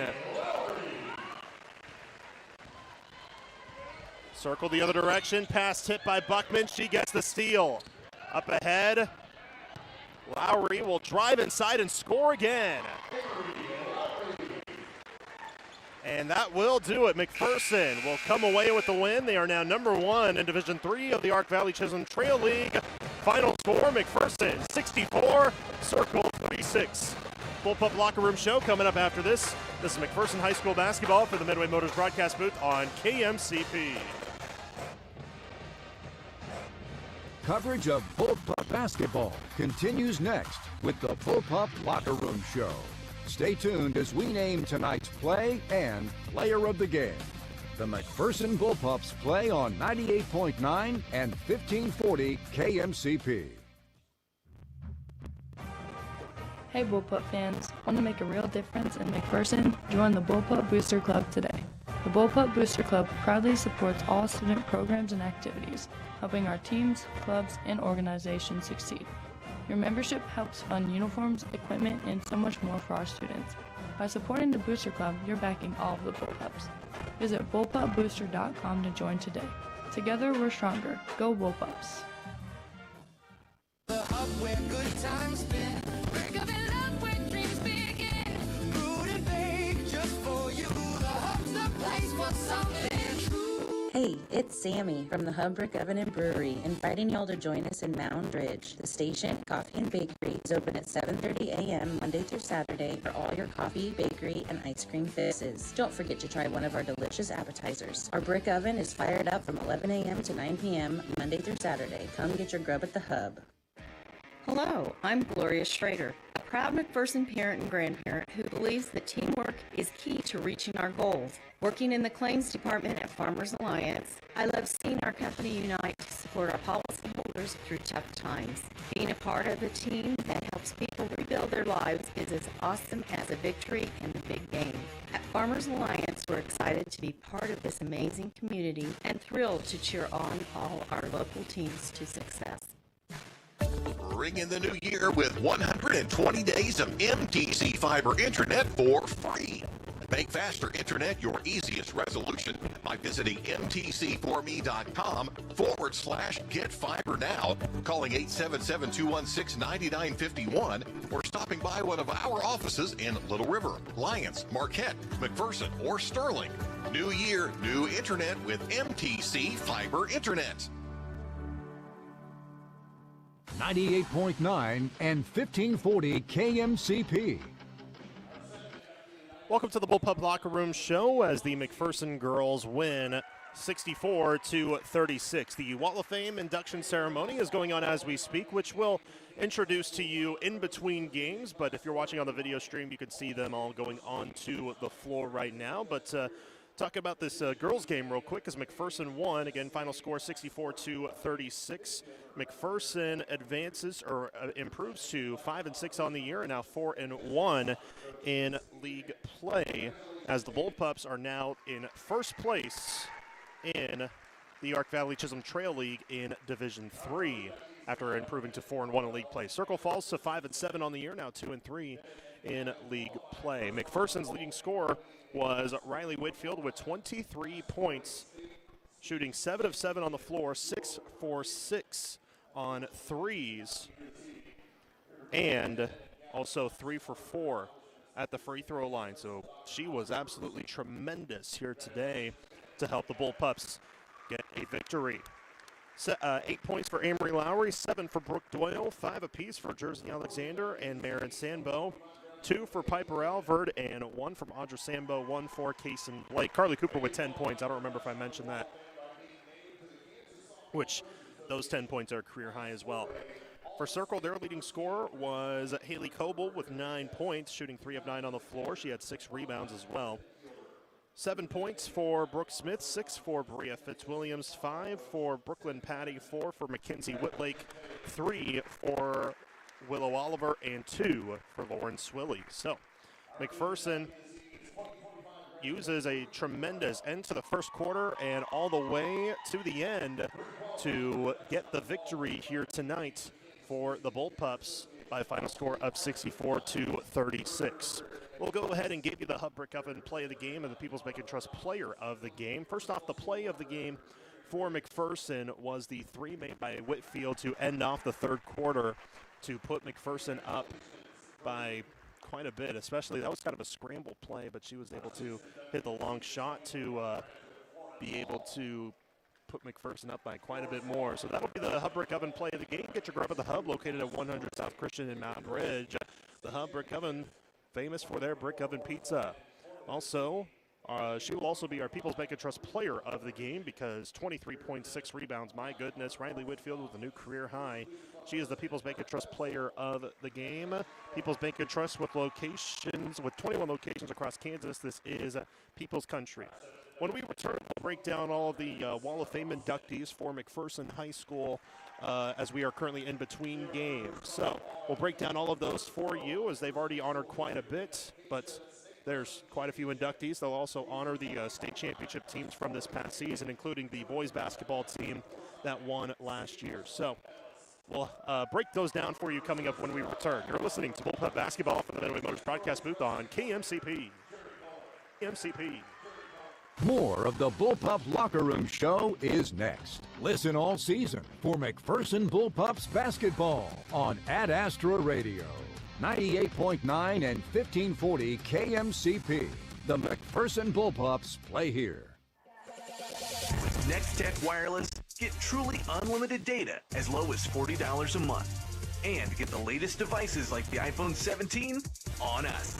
iPhone 17 has a 6.3-inch ProMotion display, Ceramic Shield 2, all 48-megapixel rear cameras, center stage front camera, A19 chip, and more.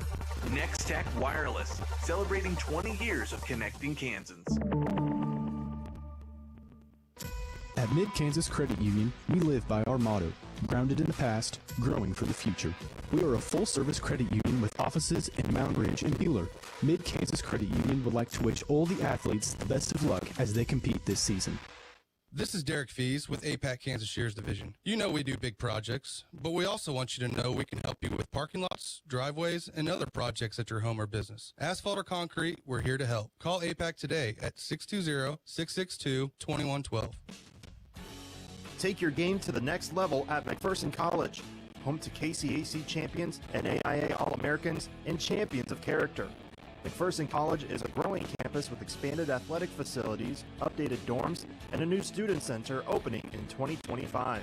Learn about our 40-plus majors and pre-professional programs, scholarships, and graduating without debt at macbulldogs.com.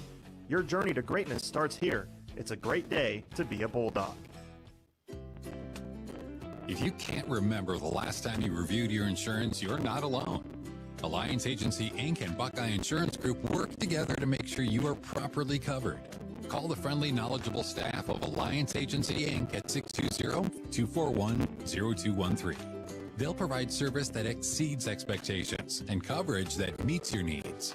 Buckeye Insurance Group and Alliance Agency Inc. Working together to protect you.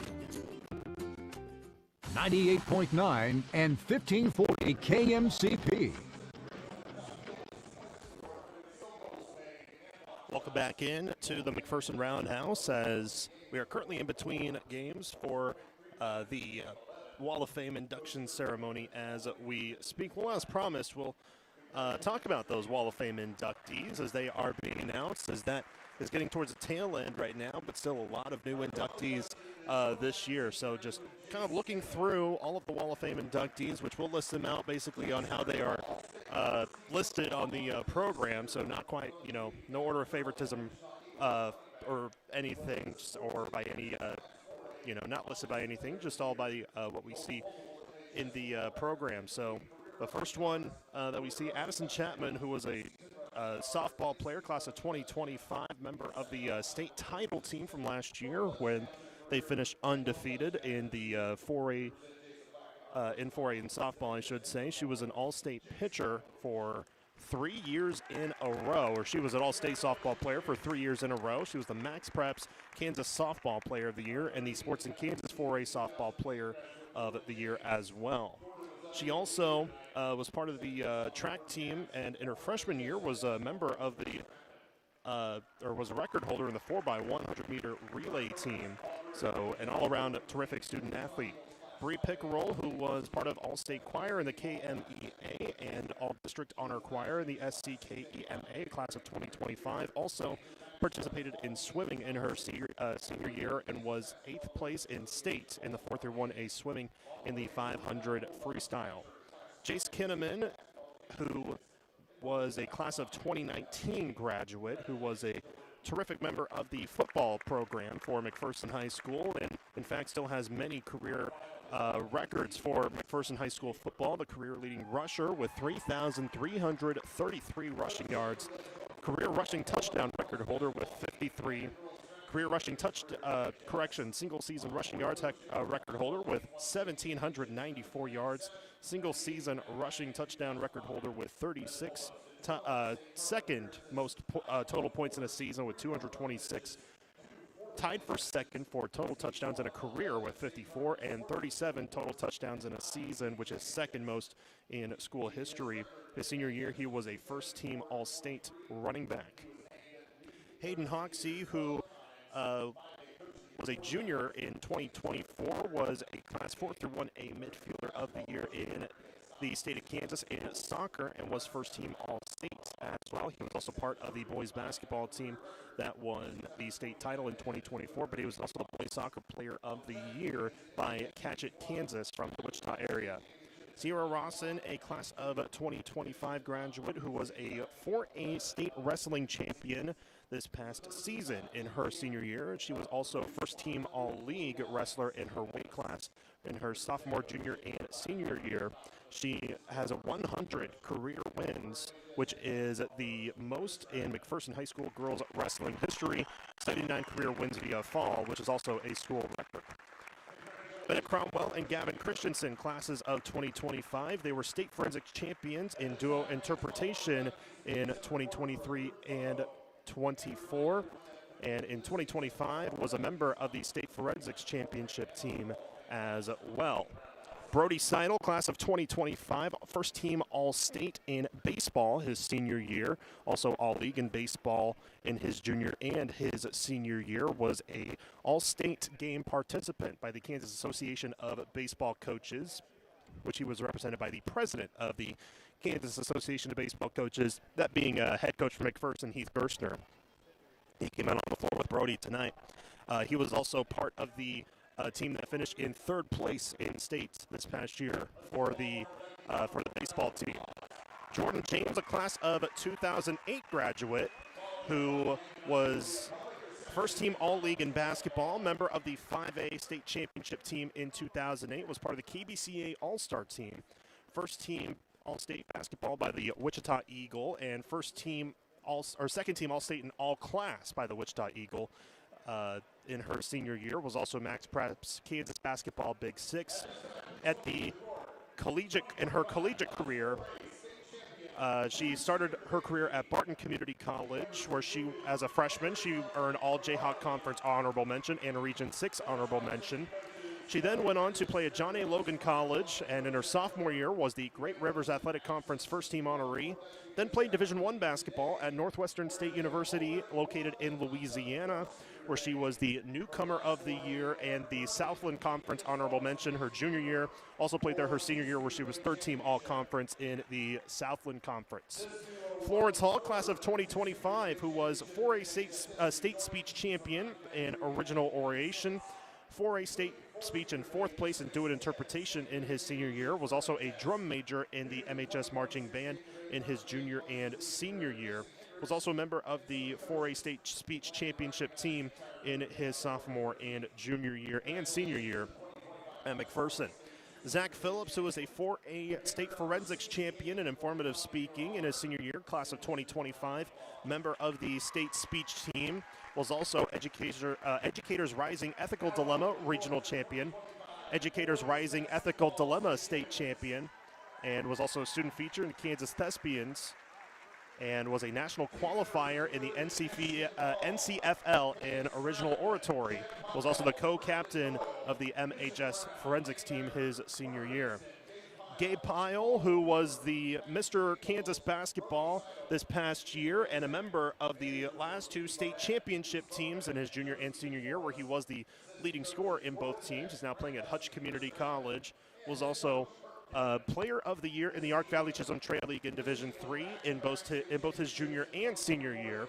Sports in Kansas Class 4A All-State and 4A Player of the Year. Sports in Kansas Top 5 All-State, All-Class, and All-Classes Player of the Year. Wichita Eagle First Team All-State and 4A Player of the Year in 4A. Wichita Eagle Top 5 All-Class, All-State. Keisha covered Class 4A First Team Basketball, Top 5 All-Class, All-State.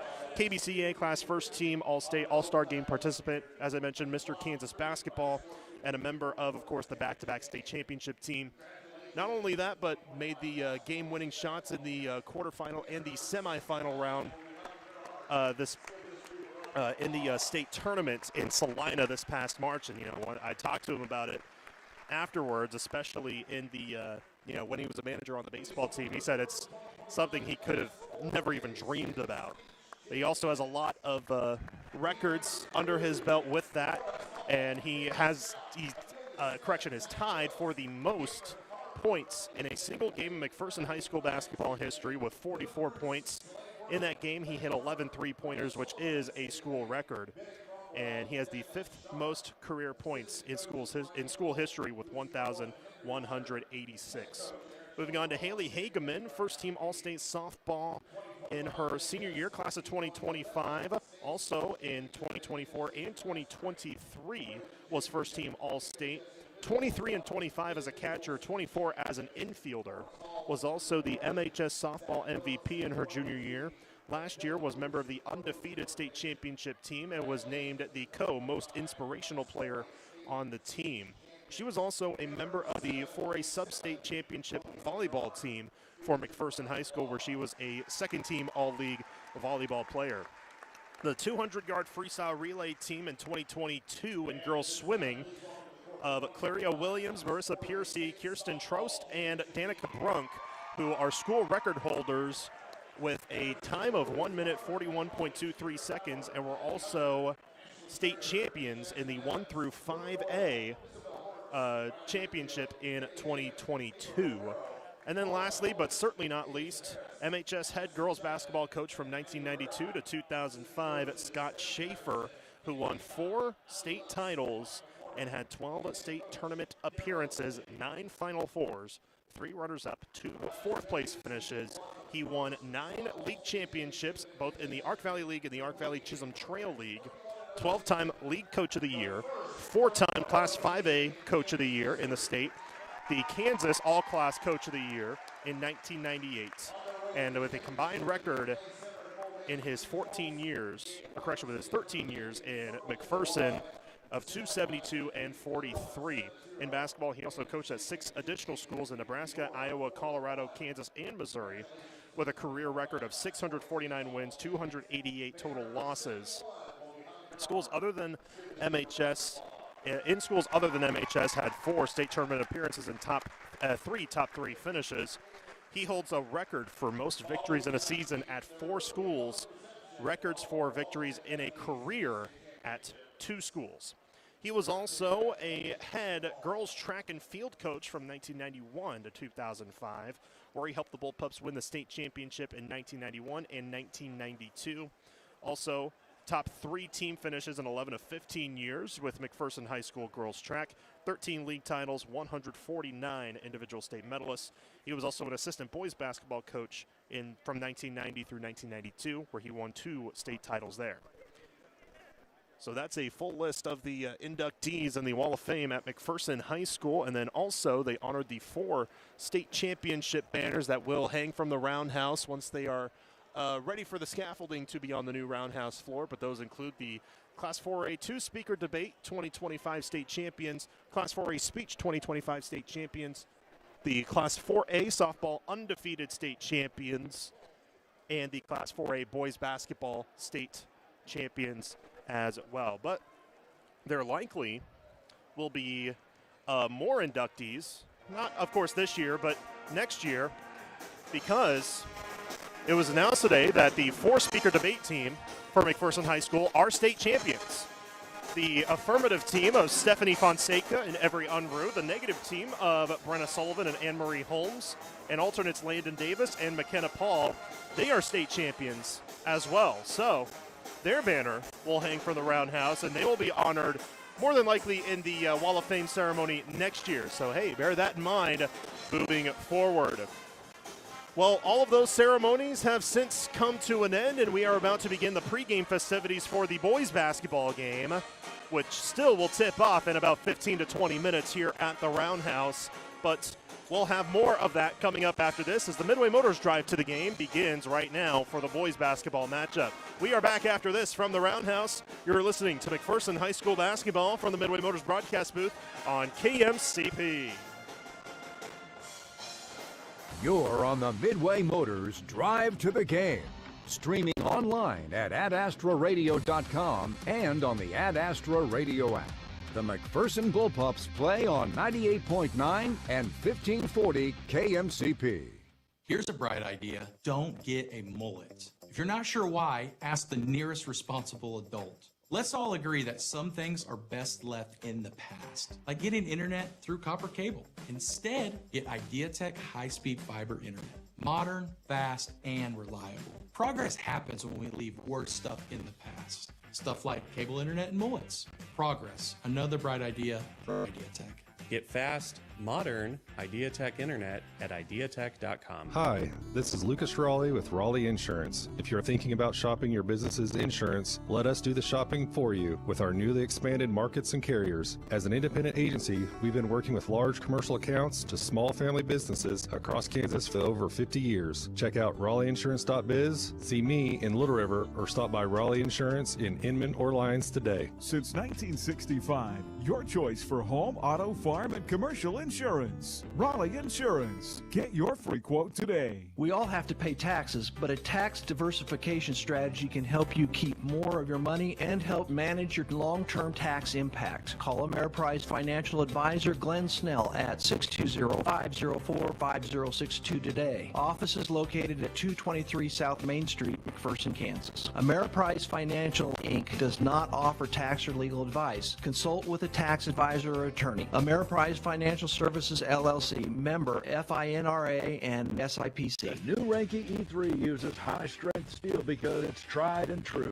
Why mess with perfection? The industry's highest strength-to-weight ratio is used in all Renke systems. At Renke, you can take your pick from a range of materials to fend off corrosion and cater to your specific needs. Contact your local Renke dealer, Bullseye Irrigation of Inman, today. Renke uses common sense just like you do. Discover common sense. Discover the new E3. Bullseye Irrigation of Inman is your Renke dealer. Renke, more right than rain. 98.9 and 1540 KMCP.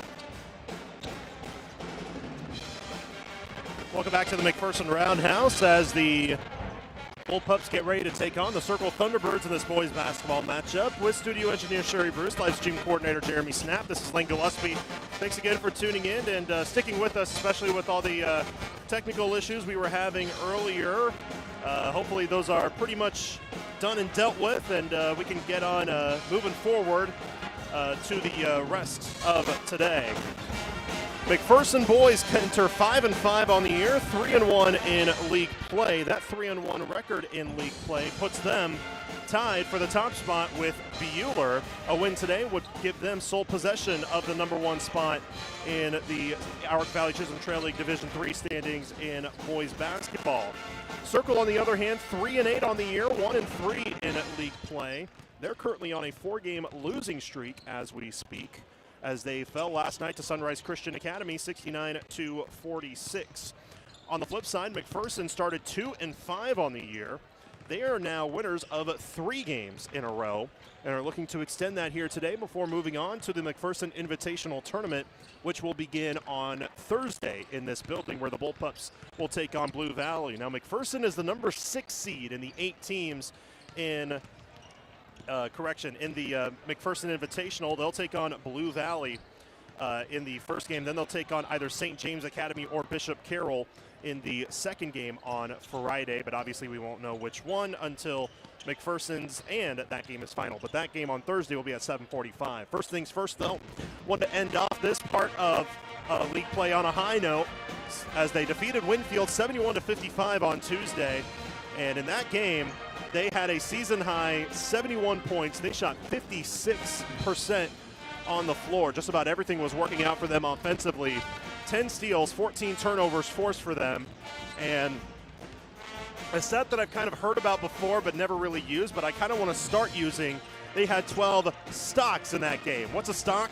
That's a steal and a block combined. Like when you combine the 2 stats of steals and blocks, that's a stock. So that is that's a term that I kind of want to use more and more, because that kind of puts together your defense as a whole and how that handled how they handle themselves on the stat sheet with the steals and blocks category on both ends. But this is on that game, McPherson trailed 16-13 at the end of the first quarter. Then turned it around and went on a run to end the first half of 33-28, and then outscored Winfield in the third quarter 24-10, en route to them winning 71-55 here at the Roundhouse on Tuesday. McPherson leads the overall series 17-3 against Circle, but they lost their last matchup, which was in late February in the Roundhouse. And that loss in the Roundhouse was the first time Circle had ever defeated McPherson in this building. That was a 66-51 loss for McPherson. The bright side, though, that was their last loss of the season, because McPherson will go on to win the state title. But I talked about in the pregame segment that we have with Mark Heidebrecht, and I basically mentioned that was kind of a gut check loss, because, you know, things were looking a bit sour, and to some people, you know, to some fans out there, the sky was falling after an undefeated state title run, and this team looking good. Well, they had suffered a couple of key setbacks in the recent going. So things started to look, I wouldn't say grim, but, you know, not to the liking that McPherson fans would like. But McPherson then went on a run and had faith in each other, because Coach Kinnaman told me afterwards, pretty much in the right before the very next game, they kind of are in a group chat with each other, and they said, hey, I still have belief in all of us, and I believe that we can still run the table and win the whole dang thing. Well, that's exactly what they did, because McPherson didn't lose a single game for the rest of the year last year after falling to Circle. But last year's Circle squad is a team that had a lot of senior talent that they are missing this year. This is a team that's 3-8 on the year, 1-3 in league play. They average 50.4 points a game while giving up almost 60 per contest. 59.9 is the official stat mark. Last night they lost 69-46 in the hands of Sunrise Christian Academy in their home floor. But also they're on the cusp of losing, or they're currently in a 4-game losing streak. They're not on the cusp of it, but they are on a 4-game losing streak, because this is a much younger team that they have this year than they had last year. Last year they were led by Landon Boldra, who had a career night at the Roundhouse the last time these two teams met, where he had 28 points in this very building when they defeated McPherson last February. He was a first-team All-League honoree last year. Also, Keaton Konigsman, who was a second-team All-League honoree last year, and Hunter Kalman, who was an all-league honorable mention a season ago. Now this is a team that only has a handful of seniors, 5 of them to be exact, but they don't quite have the size that they did last year. The tallest guy they have on their varsity roster is 6'3". The tallest they have on their roster in total is 6'6", but he also plays on C team and he's a sophomore, so thus continues the tradition of the league having very tall freshmen. Of course, we saw it on Tuesday with, McPherson has Eli Reasoner, who's 6'4". Winfield has legend Cyrus Riley, who's 6'9", but I digress. It kind of adds into the mold of tall freshmen that we've seen in the recent going. By the way, you're going to see tall underclassmen again in the McPherson Invitational, but still, moving on from that, this is a team that is still trying to find their stride. Their 3 wins on the year were at Abilene in their season opener, at home against Parsons, 59-44, and then their lone league win, which was the only team to defeat McPherson. That was Bueller. They defeated Bueller back on January 6, 60-53, but that was in their own building. And the Roundhouse is a good environment. So is the Birdcage, as they call it, at Circle High School. They have a pretty good home environment there as well. But they're on a 4-game losing streak, falling to Augusta at home, 58-42, falling to Haven in a challenge. I forget what the exact name is, but one of the season challenges that they have. That was played at Newman University, though, where they lost 62-52. They lost 72-55 on Tuesday, and then last night 69-46. But the players to look for in this one for Circle High School, first one is Easton Smith, an all-league honorable mention from a season ago. Now he's only 5'9", as it's listed on the roster, but he's a really good all-around athlete. Also, Anderson Helmer, who could be a sleeper in this year's team. He's a good athlete as well. And then Keenan Boldra, who was kind of seen last year with a really good-sized team as pretty much the shortest guy on the floor. He went on a bit of a growth spurt over the summer, though, because now he's 5'10", and he's a sophomore. He's a good shooter. He was on the varsity team as a freshman last year, and he can shoot the ball. But he started to grow up a little bit. He's started to get into a little bit of a growth spurt, and that could help him as well, as he also is still a pretty good shooter. This is a team that will use quite a few players, and they'll try to keep the opponent guessing. This is a Circle team that finished 14-8 last year, and this year with a struggling start, but looking to turn it around maybe tonight to defeat McPherson for the second time ever at the Roundhouse. When we return, we'll talk more about who to watch for McPherson as we return for the Midway Motors Drive to the game. Coming up after this, you're listening to coverage of McPherson High School basketball from the Midway Motors broadcast booth on KMCP.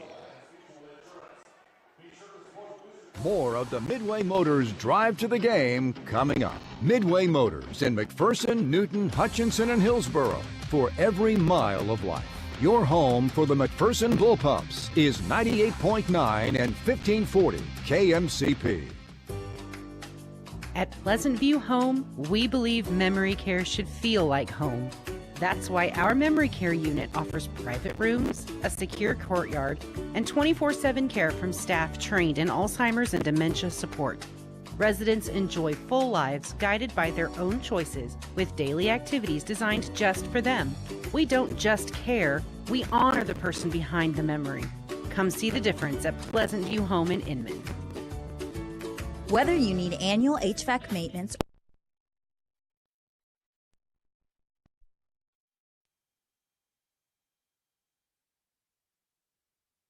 on Google. The professional certified technicians at Gearing Home Services deliver affordable rates on Lennox systems backed by a full 10-year warranty and provide options for every budget. Choose Gearing Home Services in Mound Ridge for all your Lennox HVAC needs. GearingHomeservices.com since 1897. Come see what a century worth of knowledge and customer service can do. 98.9 and 1540 KMCP. Welcome back to the McPherson Roundhouse as we continue pregame coverage of the McPherson Bullpups and the Circle Thunderbirds here on 98.9, 1540 KMCP, at AstraRadio.com, streaming live on the Ad Astra Radio mobile app and on live video on Ad Astra TV. McPherson's 5-5 on the year, 3-1 in league play. Circle 3-8 this season, 1-3 in Division 3 of the Arc Valley Chisholm Trail League. We spoke about the players to watch for Circle. Now let's kind of break down McPherson this year As, again, they started 2-5 on the year, but they had a really tough schedule with their wins against Hayesville Campus and Liberal, both of which in the Salina South preseason tournament. Then they went on to lose 4 in a row, but now they are winners of 3 in a row, all of which in league play, as their league wins were against Augusta at home in the first game back of the Roundhouse, on the road against Mulvane, and then on Tuesday here in this building against the Winfield Vikings. The Bullpups puts them back at 500 on the year, and I'm sure head coach Kurt Kinnaman would love for them to be back above 500, especially just right before returning home for the McPherson Invitational starting this week, where they'll have 3 games in 3 days. And again, they'll play on Thursday against Blue Valley in the first round of the MIT. Jet Pyle is the team's leading scorer, averaging 16 points per game. He had 25 in their win against Winfield on Tuesday. Eli Reasoner is continuing his terrific stretch. His streak of 20-plus point games was snapped, but he finished with 19 points on Tuesday, plus 10 rebounds to give him his 4th double-double of the year. The 6'4" freshman who's really played a lot more physical and up-tempo in the recent going than he did earlier in the season. And I spoke with the assistant coaches as well, and they agree with that same sentiment as well, that Reasoner has really settled in and has played a lot more physical in recent going.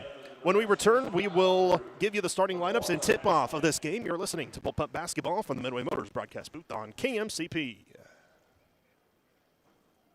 The Midway Motors Drive to the Game continues after this. Stream the Bullpups all season with live audio and video on the free Ad Astra radio app. 98.9 and 1540 KMCP.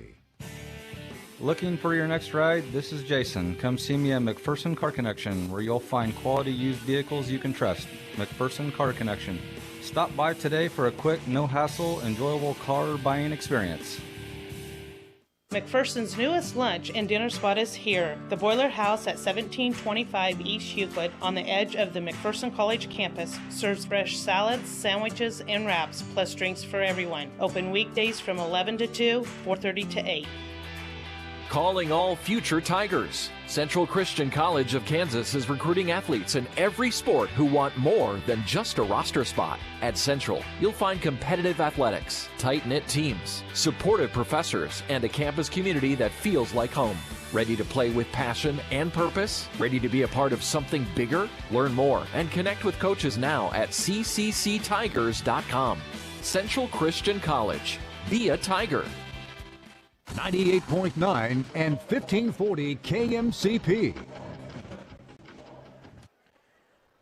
Welcome back to the McPherson Roundhouse. We continue pregame coverage here this evening as the Bullpups get ready to take on the Thunderbirds of Circle High School, as both of these teams finish off this kind of early half of the season before going into the midseason invitationals. McPherson will be at the McPherson Invitational, of course, here at home from Thursday through Saturday. Circle will be at Chaparral to be in the Roadrunner Classic, where they face Conway Springs on, trying to do the math in my head, they play on the 21st, which is a Wednesday, and then they'll play again Friday and Saturday, while the Bullpups will play Thursday, Friday, and Saturday in the McPherson Invitational, where they play in the first round against Blue Valley. McPherson is 5-5 on the year, averaging 53 points a game, giving up 57 per game. And again, Circle 3-8 on the year, 1-3 in league play, averaging 50.4 points per game and giving up 59.9 per game. Circle, head coached by former Bullpup and McPherson Bulldog Jordan Crawford, who got his first win at the Roundhouse as the head coach of Circle High School in the last meeting, where me and Mark kind of joked the student defeated the master, I guess you could say, because he did play under head coach Kurt Kinnaman, of course, in this very gymnasium, but now the head coach of the Circle Thunderbirds. And last year, he was the league's Coach of the Year in Division III of the Ark Valley Chisholm Trail League. Circle finished 8-2 in league play last year, finishing just one game behind McPherson, as that loss by McPherson against Circle in this building was just their only league loss a season ago. The Bullpups headed by head coach Kurt Kinnaman in his 39th year, in total 31st at McPherson High School.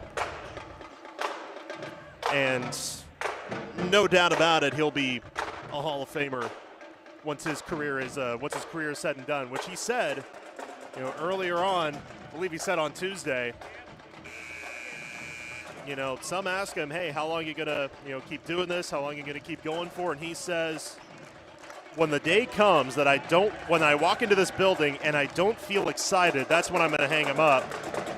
And he's not there yet, so which is what he says. So, in his 31st year at McPherson, it's still always a blast for him to go through the tunnel at the Roundhouse and get into play or get into coach, like always. Well, the starting lineups are about to be announced. Let's go ahead and give those to you for McPherson. Eli Reasoner will not start tonight. We don't know if it's due to an injury or just a coach's decision, but Reasoner will not get the starting nod tonight.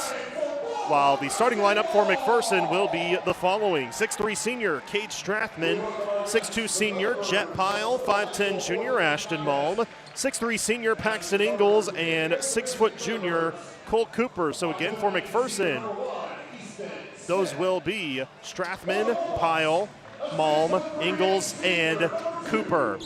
For the Circle Thunderbirds, their starting lineups will be as follows: 5'9" senior Easton Smith, 6'3" senior Clayton Gilbertson, 5'9" senior Anderson Helmer, 6'1" freshman Owen Hands, and 5'10" sophomore Keenan Boldra. So again, that's Smith, Gilbertson, Helmer, Hands, and Boldra. Starting lineups are brought to you by Ag 360 Insurance. Ag 360 Insurance is here to partner in your legacy. Contact agents Darren Eddy or Cody Moores in Inman. McPherson will, of course, as always, be in their, or as always in home games, they'll be in their home white uniforms, white jerseys, and white shorts with red lettering and numbering on the front and back with a black outline spelling McPherson above the numbers. As I listed before the girls' game, the Thunderbirds will be in their primary colors are blue and yellow, but tonight they'll be in their primary black jerseys and black shorts with blue and yellow trim, with blue lettering and numbering on the front and back with a yellow outline spelling birds in cursive above the numbers. Those uniforms are brought to you by McPherson Laundry and Dry Cleaners. It's where to take your clothes. We'd also like to thank some of our sponsors: Iron Horse Financial, Bethany Village, Advanced Physical Therapy, 37 Print Co., Farmer State Bank, Crop Lumber, Mountain Ridge Tractor, Blue Stem Communities, Health Equip, Hospice and Home Care of Reno County, Hutch Regional Med Center, and Scooters Coffee.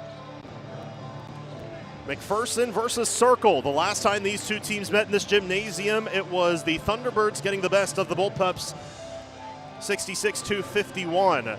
This time, McPherson looking to do the opposite and get a win over Circle and advance their win streak to 4 in a row to close off this first half of the season, pseudo first half of the season, before the McPherson Invitational starting on Thursday. Again, starting 5 on the floor for McPherson: Strathman, Pyle, Malm, Cooper, and Ingalls.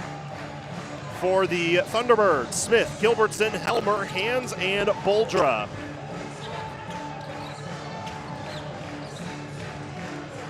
Student section in their beach night, a lot of them wearing Hawaiian shirts or fishing shirts, and also Hawaiian pants or shorts and the like. The Bullpup mascot here for the second game in a row, wearing swim trunks, no shirt this time, but with a lei around his neck. Toss to the tap, won by McPherson. They'll go from right to left as we view the floor here courtside. We're underway here at the Roundhouse. Far side, Cooper steps back, finds Pyle, fires a three, hits the three! Fresh off of his 25-point performance on Tuesday, Pyle gets it to fall in the early going, and the Bullpups lead 3-0. Circle with the ball for the first time on offense. A fake near side, Hands, drives, kicks inside, tough layup, misses, but a foul called on Ingalls. As hit hard up top was Helmer. He'll go to the line for 2.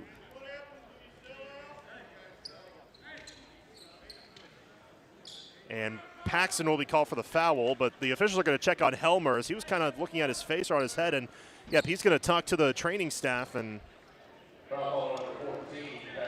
going to take a look at him, and I think it's possibly a nosebleed, actually. Ingles with the foul is first, obviously the first of the game, so he cannot shoot because he'll have to sub out with the nosebleed. So the man checking in for him will shoot the 2 free throws, that being Cole Wilbur. Wilbur is a 6-foot sophomore, so he'll check in for Helmer, who subbed out. First free throw, good.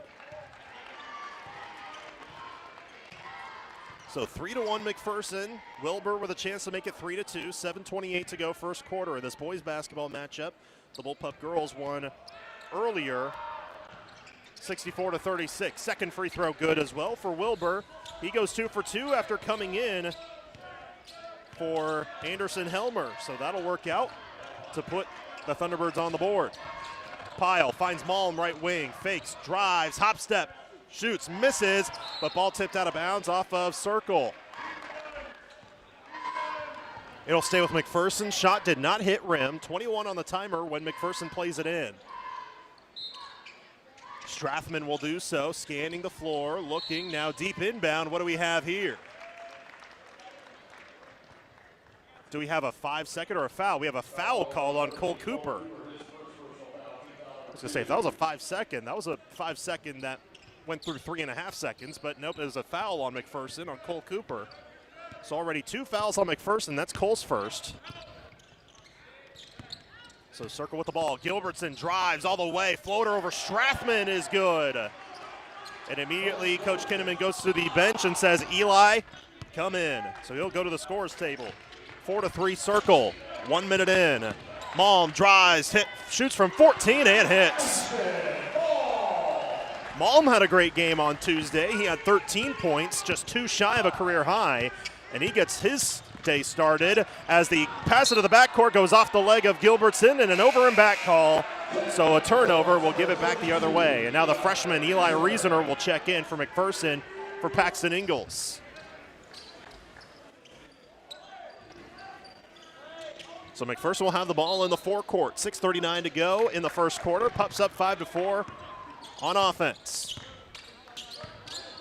Jet Pyle drives, pulls up from 14 on the right side. That's in and out. Riesener stick back is good. Well, welcome back in, young freshman. Checks in and immediately makes an impact with an offensive rebound and putback to put the Pups up 7-4. We'll have a foul on the other end on McPherson, a bump foul. No, it's on Circle. Thought it was on McPherson, but they call it on the Thunderbirds for a charge on Keenan Boldra. So his first, team's first. So McPherson gets it back up by 3. Malm calls out the play, controlling the point, crosses midcourt, far side Cooper. Kick into Riesener, who gets a screen, shoots, misses. Strathman stick back won't drop. Rebounded by the Thunderbirds. Boldra, hook pass near side to Gilbertson. Step back on Riesener, pulls up and hits. 18-footer by Clayton Gilbertson, who talks a little bit of smack afterwards to Eli. 7-6, McPherson. 5:40 to go first quarter. Cooper drives all the way, layup, crawls in. 4 Bullpups scoring for McPherson, and now they lead 9-6. Cole's first points of the game. Boldra held up, needs help as Cooper guards him well. Needs to give it up, finally does. It's tipped by Malm and he saves it to Pyle. Near side Cooper, all the way home, layup, crawls off, tip follow won't go. Tapped high in the air, Pyle has it. Far side Strathman, open 3, you betcha! First 3 of the year for Cade Strathman, just in his 4th game back, and the Pups now lead 12-6. 5 minutes to go, first quarter. Near side, Boldra spins away from Strathman, now spins on Cooper, fakes, leans in, misses the shot, rebound by McPherson. Malm stops, right side Pyle, wide open, college range 3, swish! And the shooting strengths continue for McPherson. 3s fell in the girls' game, they are here too, timeout Circle. 15-6, McPherson leads, 4:41 to go in the first quarter. We'll keep it here. But another great start for the McPherson Bullpups, trying to win their 4th game in a row. We're brought to you by McPherson High School. Be a part of the tradition at the McPherson Roundhouse. The McPherson High School Booster Club presents the McPherson Invitational January 22nd through 24th and the Mid-America Classic January 29th through 31st. Daily admission is $10, but also tune into Swap Shop this Monday, Tuesday, and Wednesday for a chance to win a free 3-day pass to the McPherson Invitational this week. And then also next week, tune in Monday through Wednesday for a chance to win a pass to the Mid-America Classic. We're giving out 12 in total, 4 on each day. So tune into Swap Shop from 9 to 10 a.m. Monday through Wednesday the next 3 days to get a free 3-day pass brought to you by the McPherson Booster Club. Circle with the ball, 4.5 minutes to go first quarter, down by 9. Near side, Hands lost it out of his hands, but it was tipped out of bounds and to Circle.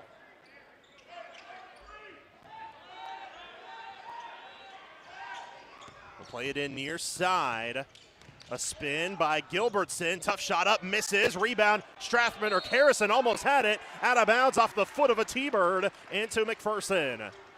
KJ Harrison checked in during the timeout as he came in for Cooper. 4:15 to go first quarter. Pups with the ball up by 9. Harrison, top of the key, near side to Pyle. Guarded well, back to Harrison. Far side, we'll have a whistle. We have one official that says foul, another that says travel. And I think they're going to say the foul. Did the foul or the travel come first? It's what comes first that overrules the other.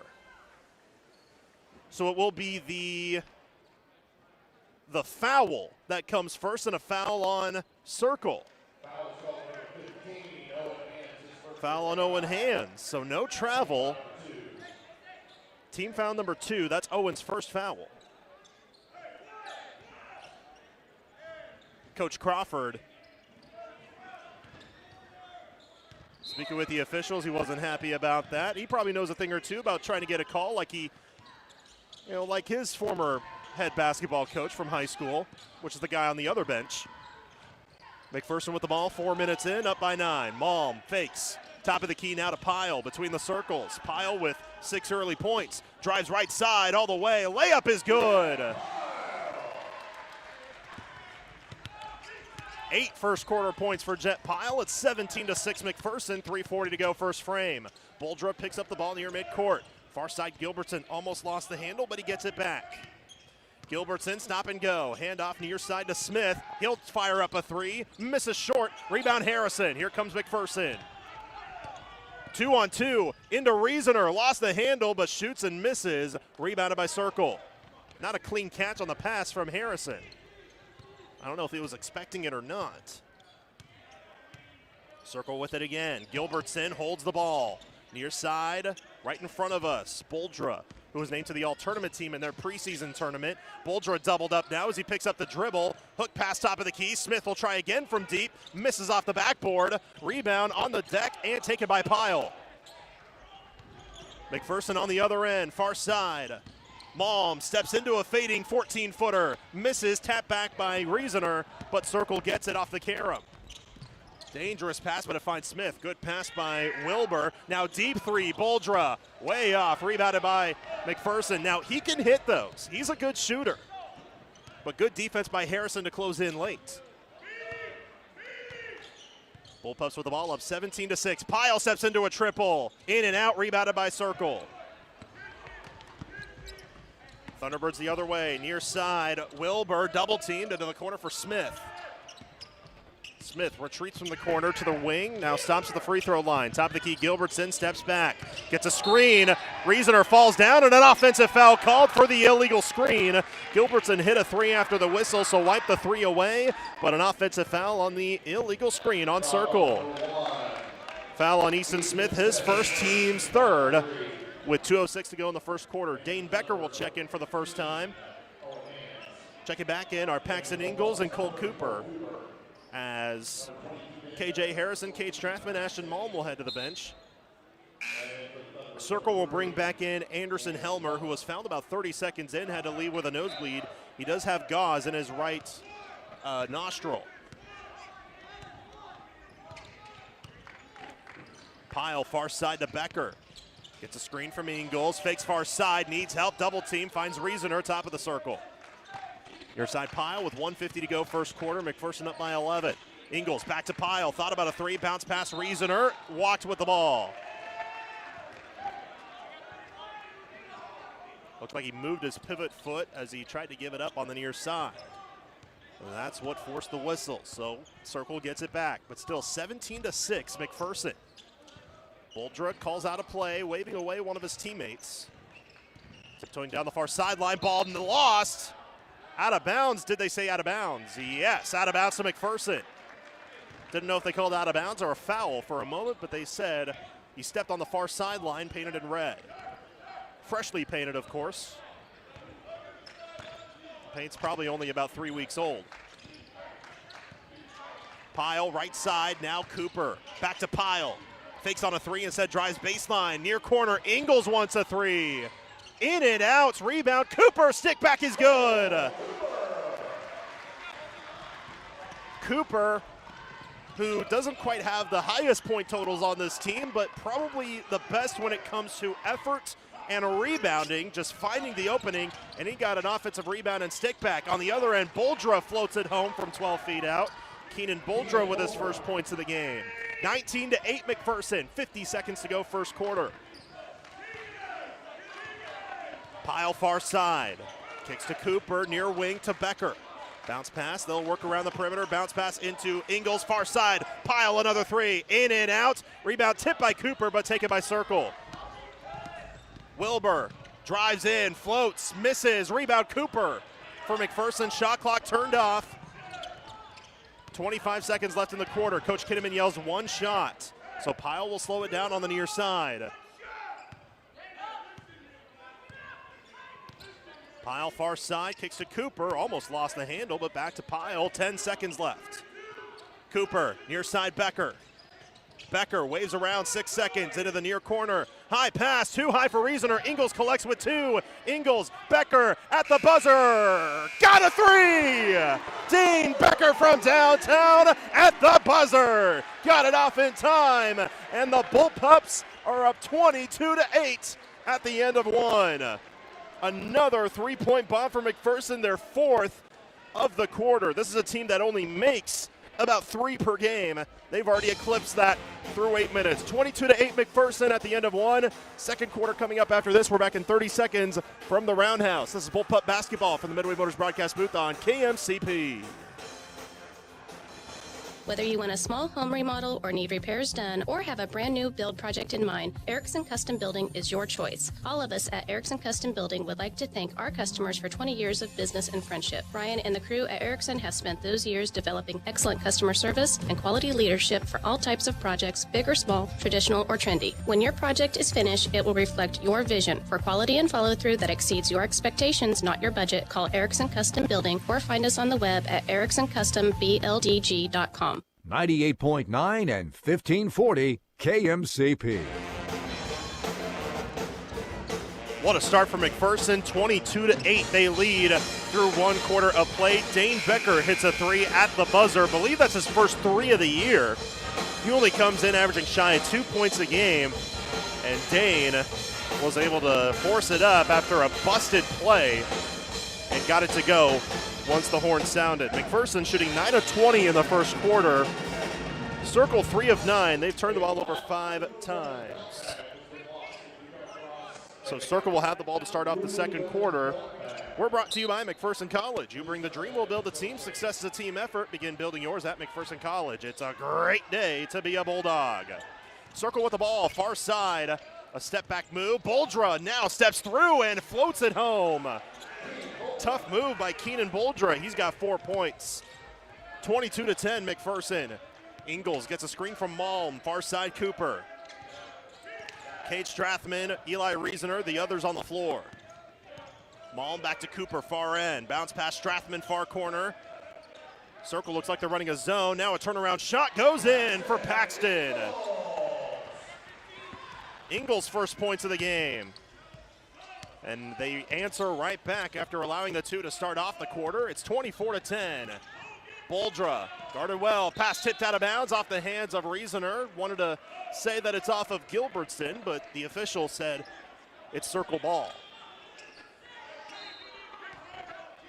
Circle will throw it in. They play it in, top of the key, wide open three, off the mark by Helmer, rebounded by McPherson. Cooper, bounce pass, far corner. Malm doubled up. Cooper thought about a three, kicks in Reasoner. Far corner, Malm, this time he'll try. In and out, rebound tipped, but a foul will be called. Going over the back was Cole Cooper, his second foul.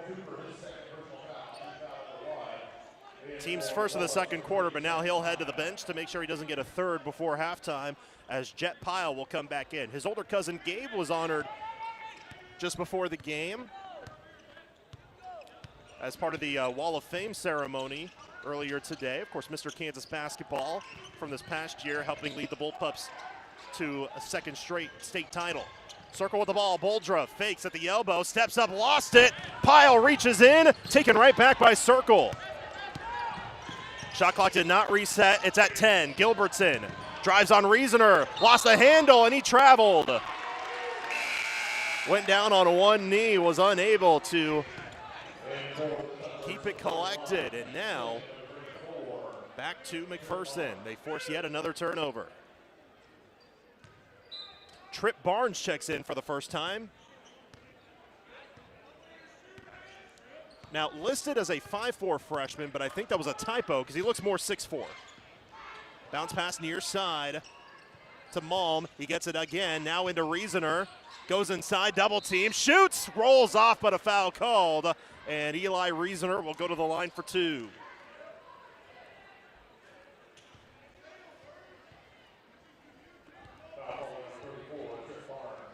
Barnes called for his first, team's first.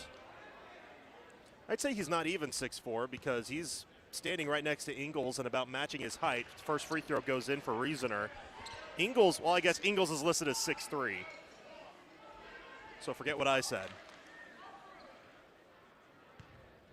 One more free throw on its way and good.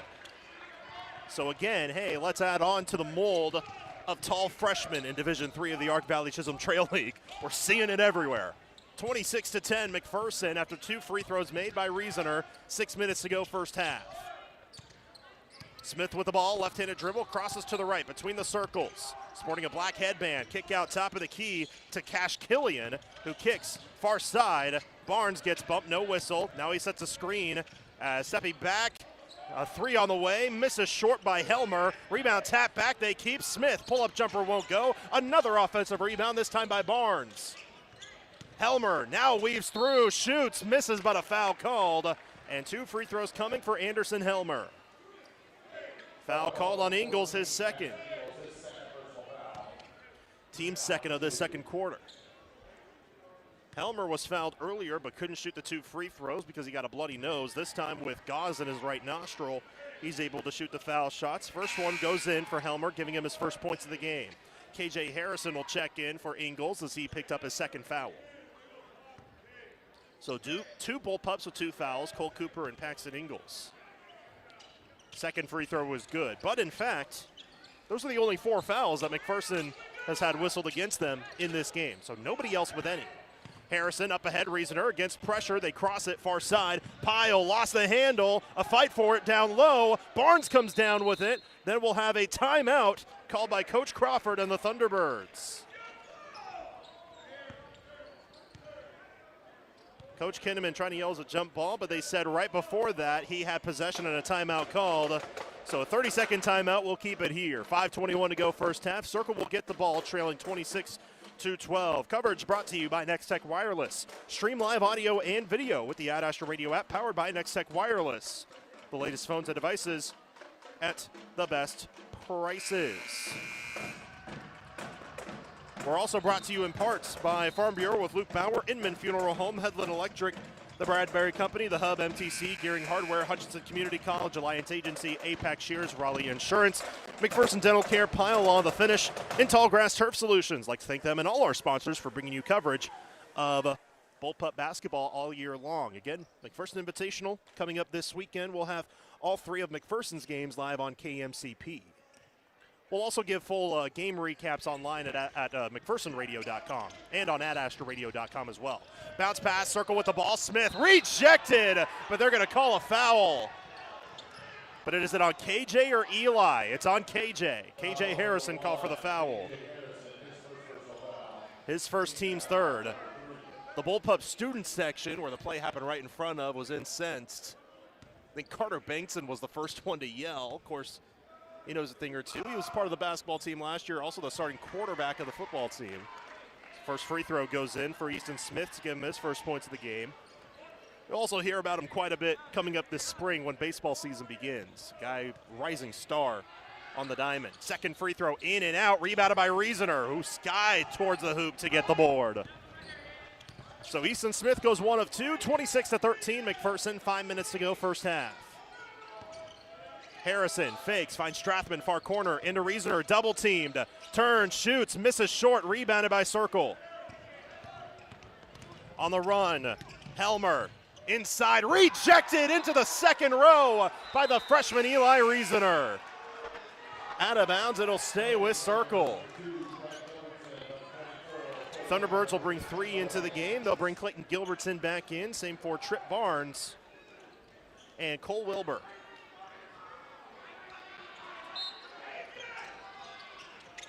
T-Birds to throw it in. 32 on the shot clock when they do. 4:47 to go, second quarter. Pups up by 13 on defense. On the drive, ball lost on a triple team, but collected again by Boldra. Barnes for 3. It's good. Trip Barnes hits the three-pointer, and it's down to a 10-point game, 26-16. Malm finds Pyle into the far corner. Harrison with a jab step. Back to Pyle to slow down the tempo. Pyle right wing. Lob inside. Strathman shoots, misses, but hit down from below and a foul called, and Cade will go to the line for 2. That'll be the third team foul on, or rather the second team foul on Circle in this quarter. But the second foul called on Owen Hands, the 6'1 freshman. Strathman at the line for 2. He is 1 for 2 this year. Of course, again, this is his 4th game back. First free throw is good for Cade. Was a starter on the state title team last year, but missed the first 7 games as he was still recovering from the ankle injury he sustained over the summer. He does have an ankle brace on his right ankle, but pretty much just about back to 100%. Second free throw good for Cade. He goes 2 for 2. He'll sub out as Crew Buckman will come in for the first time for the Bullpups. 28-16 McPherson, 4:16 to go, second quarter here at the Roundhouse. In a league matchup, Bullpups are 3-1 in league play, tied for first place. If they win, they'll get sole possession of first place in Division III of the Ark Valley Chisholm Trail League. Top of the key for Circle. Gilbertson had it poked loose by Buckman, then collected near side by Barnes. Up ahead, Gilbertson turns, shoots, misses, rebounded by Reasoner. Then Pyle gets bumped by Boldra. And that's Keenan Boldra's second foul, team's third.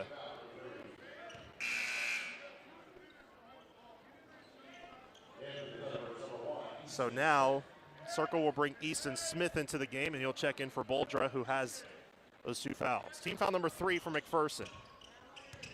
Or for Circle, I should say. McPherson has 3 as well. Buckman, far side, bounce pass into the corner from Malm. Back to Crew on the right wing, near side to KJ. Cross-court feed, Malm thought about a 3, steps up as the defense closed in.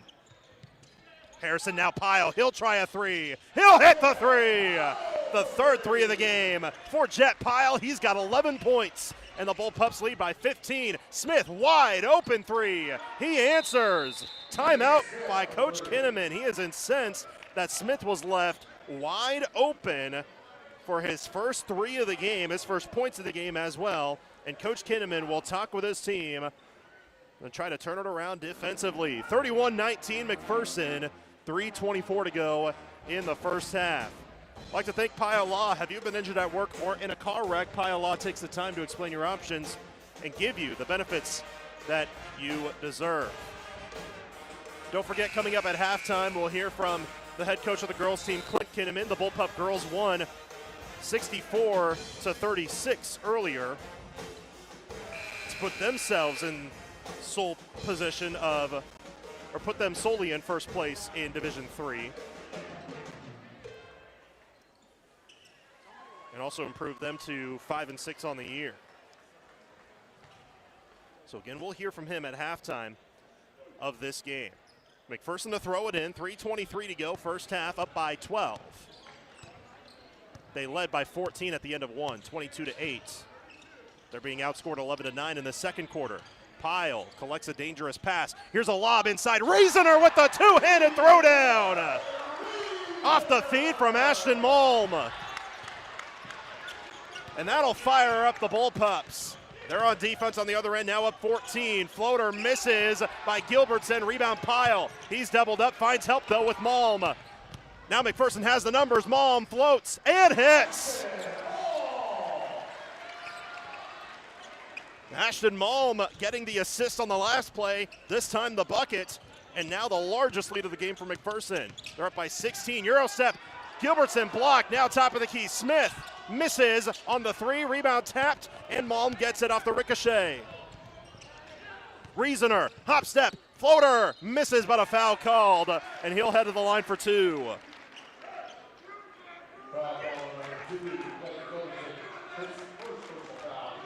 Foul called on Clayton Gilbertson, his first team's fourth. Eli back at the line for two. He is 2 for 2 today. And he has 6 points for McPherson after getting that lob dunk. First free throw's good. And a good chance for Eli to bump up the free throw percentage. He's 56th the line this year. Dane Becker back in for McPherson. Carson Helmer also comes in for the first time for Circle. Owen Hands returns. Carson Helmer's a 5'7" freshman. Second free throw, good from Eli. He is 4 for 4 today. He's got 8 points. 37-19, McPherson, 2:20 to go first half. Helmer, near side, drives on Becker, kick far corner to Barnes. Hand off, Smith almost lost the handle, but he collects, fades, shoots and hits. Tough shot made by Easton Smith. 37-21. Smith now with 6 points, all of which in the second quarter. 2 minutes to go in the first half. Becker now to Malm on the near side. Malm, stop and go, move far side. Buckman in the corner for a three. Short. Rebound tipped out of bounds. Who did it hit off of? It hit off of McPherson. And out of bounds back to Circle. Good shot by Buckman, though. He can shoot, but he only has 3 points all year. 37-21, McPherson. McPherson on defense with 100 seconds to go in this second quarter. Double team, top of the key. He somehow got through it and gives it up to Barnes. Barnes, far corner. Kick out for a three, misses by Hands. Rebound McPherson. Malm, high pass, far corner. Buckman tries again. Off the mark again. Tap by Reasoner, then a lot of contact and a foul called on the near side. Who's it on, though? Is it on Becker? It's on Becker. Helmer hit the deck. But Becker kind of, I say Pyle drove him down, but didn't really look, it just kind of looked like that from the side angle.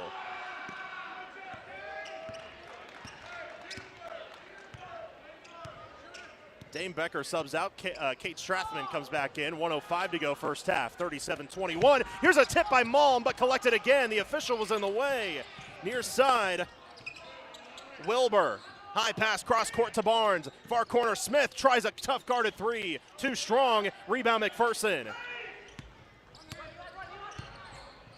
Malm kicks in. Reasoner. Triple teamed. Needs help. And he is fouled. That puts McPherson in the bonus, so Eli will shoot two. Carson Helmer called for the foul. The team foul number 5, and Reasoner back at the free throw line. 45.5 to go first half. 37-21 McPherson. First free throw, good. 9 points for Eli, trying to make it 10. Which would tie, or rather Jet still leads with 11, I should say. Second free throw is good. 6 for 6 at the free throw line for Eli Reasoner. KJ Harrison will come in. He'll come in for Crew Buckman. 2 clock separated by 5.5 seconds in this second quarter. Up the floor, Helmer. Crosses on Harrison. Helmer gets past him, drives, misses the floater, or the scoop shot rather. Ball on the deck, taken by McPherson. Here's a deep pass. Reasoner throws it down with the right hand. He soared to the heavens and drove down the hammer. On the other end, Smith missed the 3. Rebound, Eli.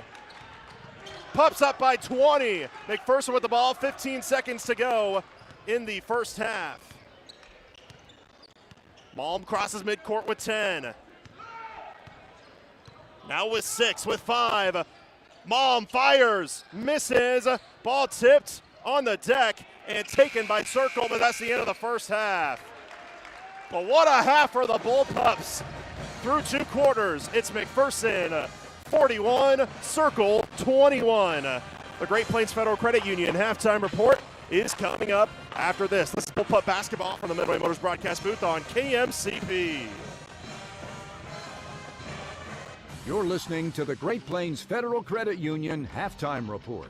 Great Plains Federal Credit Union, placing people before profit. 98.9 and 1540 KMCP.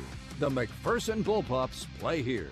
One of the most important elements of success is knowing when to expand and when to focus on strengthening what you have. At People's Bank and Trust, we've done just that over the years, ensuring that we always have a solid base to provide for our customers and our community. At People's Bank and Trust, we never promise more than we can deliver. And what we deliver is safe, sound, reliable banking that puts you first. Let us put our experience to work for you and your family. People's Bank and Trust. Member FDIC. Winter chores don't stop, and neither do you. With a new John Deere Gator utility vehicle from Prairie Land Partners, getting the job done is a whole lot more comfortable. A heated cab that seats 3, a redesigned customizable cargo box, plus 4-wheel drive with up to 4,000 pounds of towing, making a machine you'll want to climb into. Special financing offers are available. Stop by or learn more online at prairielandpartners.com. Some restrictions apply. See dealer for details. Prairie Land Partners. 98.9 and 1540 KMCP. Welcome into the Great Plains Federal Credit Union halftime report. 41-21. McPherson boys lead at halftime here in this one. But earlier today, the girls won against Circle by a final score of 64-36. Joining us now in the headset, head coach Clint Kinnaman.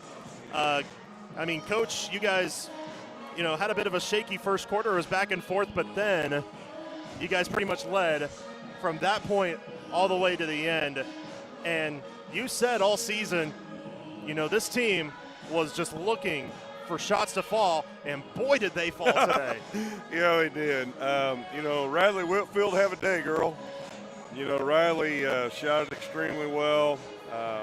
She was 7-7 from the field, 6-6 from 3. Only miss she had was from the line one time. Went 3 or 4 from the free throw line. But, we're a little bit worried. She jammed a thumb on Thursday at practice. And it was bothering her. We taped her up yesterday, and then she finally got irritated and took it off. But, she shot it really well. Our defense, my dad and I were talking up there. He's like, your defense is really good. I said a lot of the times it is. So I thought the second through the fourth quarter, did a really nice job. A lot of what they try to do is pound it inside. And, Ellie, Carly, Brooke, Kaysen all did a really, really good job. I stood up next to number 3, the Smith girl, before the game. She's taller than me. And I'm a little over 6 foot. So, they've got some size, and I thought we did a super job on them inside.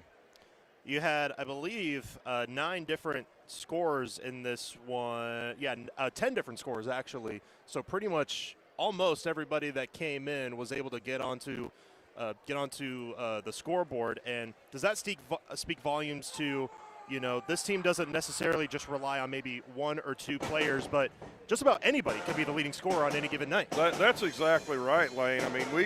we've had different leading scorers. I think it was like 8 8 of our games so far, we've had a different leading score in every game. Wow. So, we don't have anybody that's scoring 15 to 20, but we've got a whole bunch of them that are in that 5 to 8, 9-point range. And that makes it a lot more difficult to defend when you've got to defend everybody. Absolutely. You mentioned the defense. You guys forced 29 turnovers, I believe 16 by halftime. So just what has really impressed you about this defense? The fact that they're not satisfied with where we are. We talk about playing one-basket games, and we do that a lot in practice where you have to get a stop. And we're going to put something on the line, and we're trying to get them more and more competitive. And I think they're starting to really understand the importance of one stop and then one score on the offensive end. Well, on Tuesday, you face El Dorado here at home, and then you get a little bit of time to relax before the very tough Mid-America Classic that will be, because that's going to be a very stacked field. But you got El Dorado on Tuesday. First of all, on paper, they look, better than they did last year when you guys defeated them on the road. How do you look to defeat them back at home to extend this win streak and especially move that momentum going into the Mid-America Classic? Right. Well, obviously we got to continue to defend, and we'll focus on that every day. Offensively, we're getting better. Our ball movement's starting to get better. Player movement's starting to get better. Now some shots are going. They're making the passes, extra passes that they need to. We're getting some baskets in transition too, which always helps. It's so much easier scoring transition than in a half court. Eldo's got one really good player. She's a senior finally. Some colleges are taking a look at her. But you're right. They're playing a little bit better than what they did last year. I'll be honest, I haven't done film sessions yet. I try to focus on the one that we've got here. Right, we'll get them scouted up, practice on Monday, need a good one on Monday, and then another home game. It's so good to see such a great crowd at home. The kids notice, and I appreciate everybody coming out for the girls' game too. Man, did we miss this place in the first semester. Oh, man. Woo, that's no joke. Absolutely. Well, Coach, congrats on the win tonight. We'll see you again on Tuesday. All right, thanks, Lane. Head coach Clint Kinnaman joining us on the headset. We'll break down the first half of the boys' game coming up after this. This is Bullpup Basketball from the Midway Motors broadcast booth on KMCP. More of the Great Plains Federal Credit Union halftime report is coming up after this. Next, we'll recap tonight's first half stats. Your home for the McPherson Bullpups is 98.9 and 1540 KMCP. Kansas. Trust the power of blue for your CanCare plan. Families trust Healthy Blue for doctor visits and prescriptions. New and expecting moms trust Healthy Blue for pregnancy support. And Healthy Blue provides extra benefits for your whole family. Choose the brand Kansans have trusted for more than 80 years. Visit choosehealthyblue.com/KS for more details. Trust the power of blue. Life's better when you're under our roof because our agents can help you choose insurance to help protect what matters most. Life insurance from American Family Life Insurance Company can help financially protect your loved ones by replacing a portion of your income if you were to pass away. That means your family can have the help they need to continue to pursue their dreams. Visit your local American Family Insurance agent, Steve Barr, at 807 North Main, McPherson. Products not available in all states. American Family Life Insurance Company, 6000 American Parkway, Madison, Wisconsin. American Family Insurance. 98.9 and 1540 KMCP.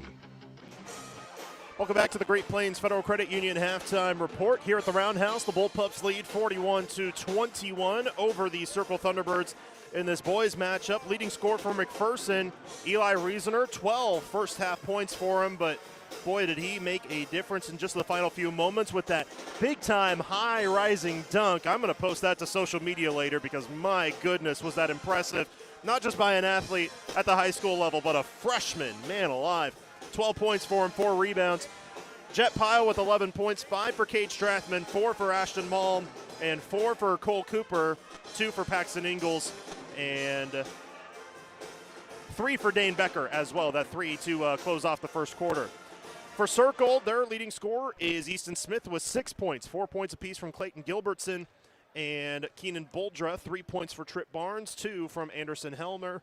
and 2 from Cole Wilbur. That's the scoring breakdown for both of these teams so far. Second half coming up after this. You're listening to Bullpup Basketball from the Midway Motors broadcast booth on KMCP. Your home for McPherson Bullpup Basketball. Find exclusive stories and streaming audio online at adastraradio.com or download the Ad Astra Radio app. 98.9 and 1540 KMCP. At Midway Motors, we are here for you for every mile of life. Whether you're shopping for a new or used vehicle or selling one, Midway Motors will buy your vehicle even if you're not in the market to buy one of ours. Just stop by one of our 5 locations and one of our appraisers will evaluate your vehicle and you can leave with a check the same day. It's fast and easy. Visit MidwayMotors.com for more information. Midway Motors, for every mile of life. Most people know you have to change the engine oil regularly, but did you know that there are at least 4 other fluids that need serviced at regular intervals? These include transmission, power steering, brake, transfer cases, and more. Even hybrids require regular maintenance to maximize fuel economy and reduce costly repair bills. Come see the professional service team at Jarrett Automotive to make sure your car is in tip-top condition. When it's time to give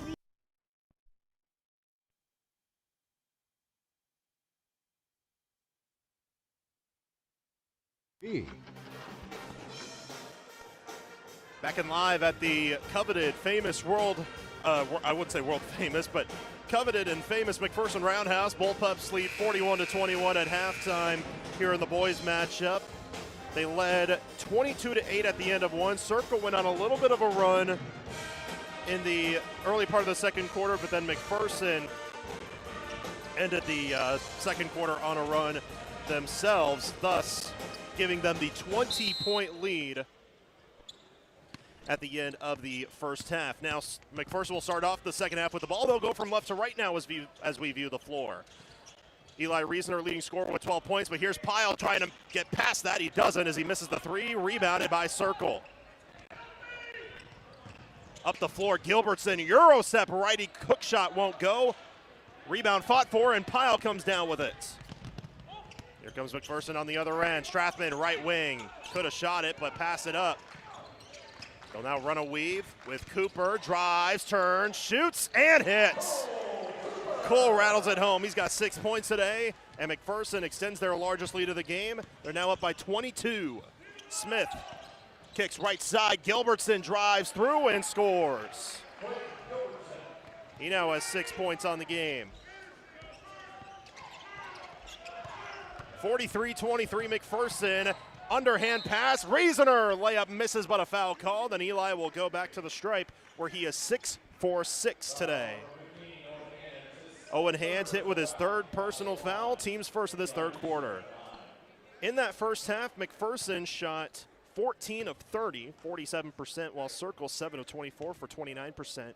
6 turnovers forced by McPherson. First free throw missed by Eli. That one was probably my fault, though, for jinxing it. Eli also with 2 blocks today.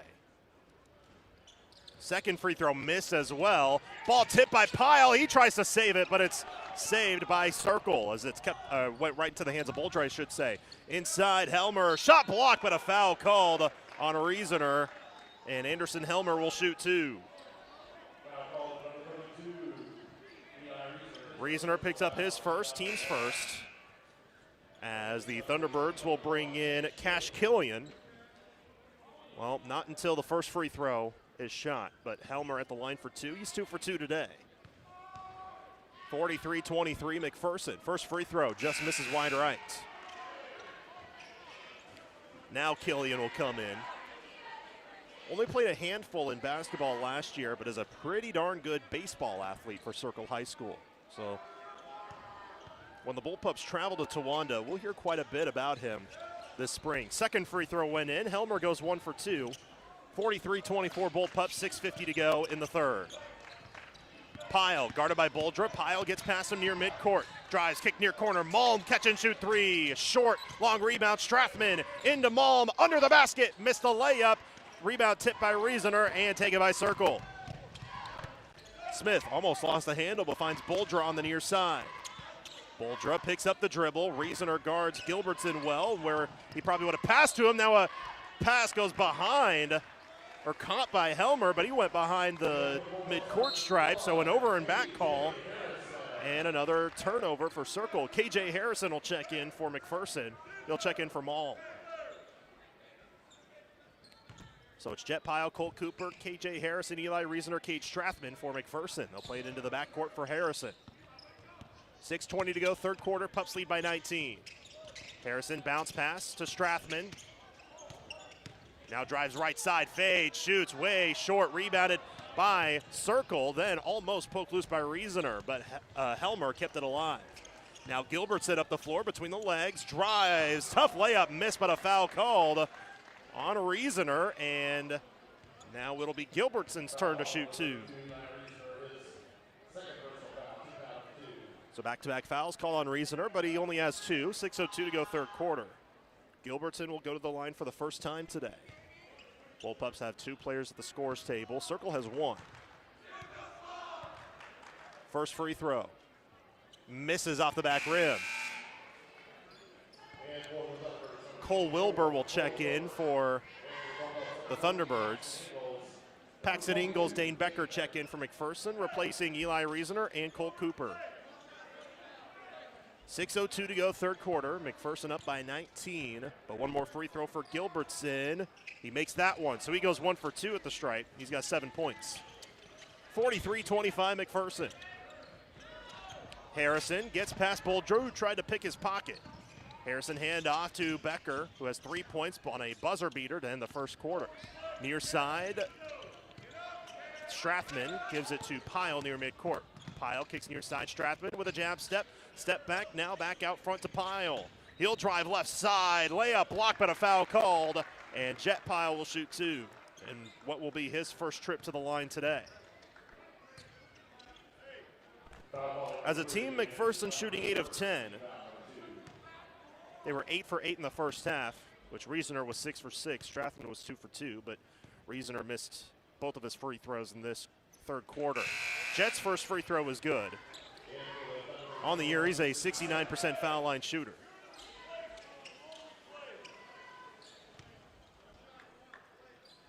$12 points for Jet Pyle here tonight. 3 threes on the game for him, coming off a 25-point performance on Tuesday. Second free throw good, front rim, back iron and in.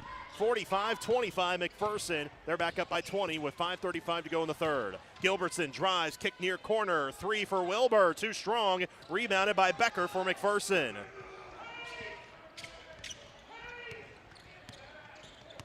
Pyle controls the point, sporting the bright yellow shoes, gets a screen from Ingalls, goes left side into the corner. Strathman almost walked, but finds Harrison before possibly putting down the third step. Becker weaves through traffic, held up, and he walked. He thought about handing it off, but then he got guarded well. I think he was going to hand it off to Pyle. But a turnover, and back to the Thunderbirds it goes, but it's still a 20-point McPherson advantage. Far side with the ball, kick into the corner. Boldra for 3, too strong, rebounded by Becker. McPherson with it, Strathman up ahead to Pyle, right in front of us. Pyle steps back, thought about shooting, instead gets a screen, now drives inside. Lefty layup is good. Making now 14 points for the senior Jet Pyle. On the other end, Boldra forces up a tough shot that misses. Tap back, Circle keeps Smith. Floater won't go, rebounded by McPherson. 47-25 Bullpups, 4:25 to go in the third. McPherson with the ball. Harrison on a curl, kicks inside. Ingalls can't hit the layup, got it back. Misses the putback, but Harrison the offensive board. Harrison steps back. He almost walked, kind of played twister with his feet and his pink sneakers, and a timeout called by McPherson. Coach Kinnaman wants to talk things over as Ashton Malm and Eli Reasoner will check in following the timeout. It's a 30-second timeout. We'll keep it here on this Saturday night in McPherson on Wall of Fame night, as the Wall of Fame inductees were recognized before this matchup in the boys basketball matchup. McPherson looking to go 4-1 in league play to take sole possession of first place before going to the McPherson Invitational on Thursday. Speaking of the McPherson Invitational, be a part of the legacy at the McPherson Roundhouse. The McPherson High School Booster Club presents the McPherson Invitational January 22nd through 24th and the Mid-America Classic January 29th through 31st. Daily admission is $10. But also tune in to Swamp Shop 9 to 10 a.m. this Monday through Wednesday to have a chance to win a 3-day pass to the Invitational this week. McPherson with the ball, 27 on the shot clock when they throw it in. A lob inside intended for Reasoner. He couldn't catch it cleanly. It's tipped and taken by Circle. 4 minutes to go, third quarter. Bullpups up 47-25. Circle with the ball. Far side ball tipped by Cooper. He dives to get the ball, but it's deflected and Circle gets it back. Crossover move, Barnes held up, backdoor cut. Floater is good by Cole Wilbur. He's got 4 points. Cooper was in a bit of trouble off the inbound, but he throws it into Reasoner. I don't think Cooper realized he could run the baseline. He can. You can on a made basket. Cooper drives, kick out far side, three. Harrison too strong. Rebounded by Circle. Here come the Thunderbirds up ahead of the floor. Smith. Crossover move on Cooper. Steps through, kick near corner. A fake and a travel called on Cyrus Sig, who checked in for the first time recently, and he turns the ball over. So now in for the first time, Quentin Coons, a 5'9 freshman, sporting number 11 for Circle. Also Jet Pyle back in for McPherson. He'll come in for Strathman. Malm controls the ball, trying to get past Coons, and does. Malm all the way home. Floater crawls home. Make that now 6 points for Ashton today. Boldra steps back for Circle, 2:58 to go third quarter. Pups up by 22. Now on defense, far corner, Coons for three. Short, may have been blocked. Rebounded by McPherson. Here's a deep pass up ahead. Malm catches it with the right hand like the wide receiver he is. And they'll slow it down to Pyle. Pyle gets a screen, drives all the way home and lays it in. Nobody was there for Circle, and Pyle made them pay. He's got 17 points. 51-27 McPherson. Boldra drives, leans in, and floats it home. Keenan Boldra, the sophomore, with 6 for the Thunderbirds. 22-point McPherson lead now. Cooper crosses, defender falls down, that being Boldra, and a blocking foul called on Keenan Boldra. That is his third foul, team's second, or rather third of the quarter in this third frame. So now the Thunderbirds will bring 3 back in as Cyrus, or correction, that being Owen Hands checks back in. So does Clayton Gilbertson and Anderson Helmer. McPherson with the ball, Reasoner at the free throw line, and an offensive foul called on McPherson, called on Jet Pyle, I believe, in the low post. No, it's on Ashton Malm. His first, team's third. 2:05 to go third quarter. So Circle will get the ball, but McPherson still with the lead by 22. 51-29 the score. Screen set near side as Boldra gives it up to Gilbertson. Crossover move on Pyle. Back top of the key. Boldra fires a deep three and hits. Finally, a three-pointer goes down for Keenan Boldra, his first of the game. He's got 9 points for the Thunderbirds. 51-32 McPherson. Malm steps back, gets a screen from Reasoner. Tried to pull up, instead gives it up to Harrison in mid-flight. Now Harrison chucks it up, misses. Reasoner's tip follow won't go. Cooper got it, tried to shoot, but he got fouled.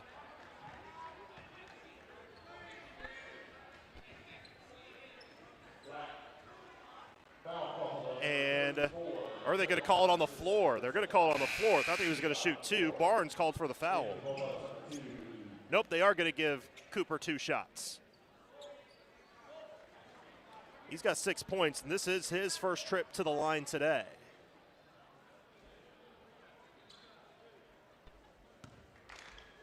And Cooper is a 67% free throw shooter this year. First free throw. Good. This will definitely help out the free throw percentage for the team. McPherson came in with a great free throw percentage on the season at 64%.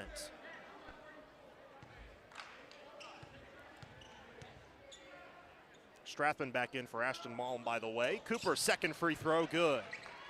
So Cole goes 2 for 2 at the stripe. 53-32 McPherson. 1:20 to go, third quarter. Gilbertson kicks inside. Barnes did not have the angle, so he hands it off near corner. Helmer tried to kick far corner. It's tipped. He got it back, though, on the wing. And they'll slow it down again with Boldra far side. Now far corner with the three on the way. Gilbertson misses. Strathman skies in. Almost got the rebound, but Reasoner saves it from going out of bounds, and McPherson has it. Cooper up ahead, far side to Harrison with less than a minute to go, third quarter. Strathman turns, fires, misses. Offensive rebound, Cooper. He'll retreat, now drives baseline.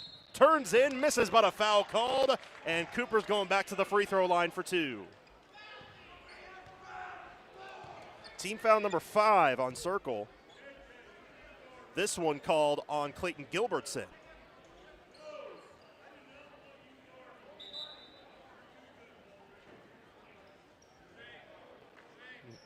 Coach Kinnaman, we had an injury problem because it looked like Owen Hands had to leave because of a possible nosebleed. Coach Kurt Kinnaman was joking with Keenan Boldra, and we're going to stop play because there is blood on the floor, I believe, so they're going to try to wipe that off, or maybe a timeout was called. But foul called on Clayton Gilbertson, his second.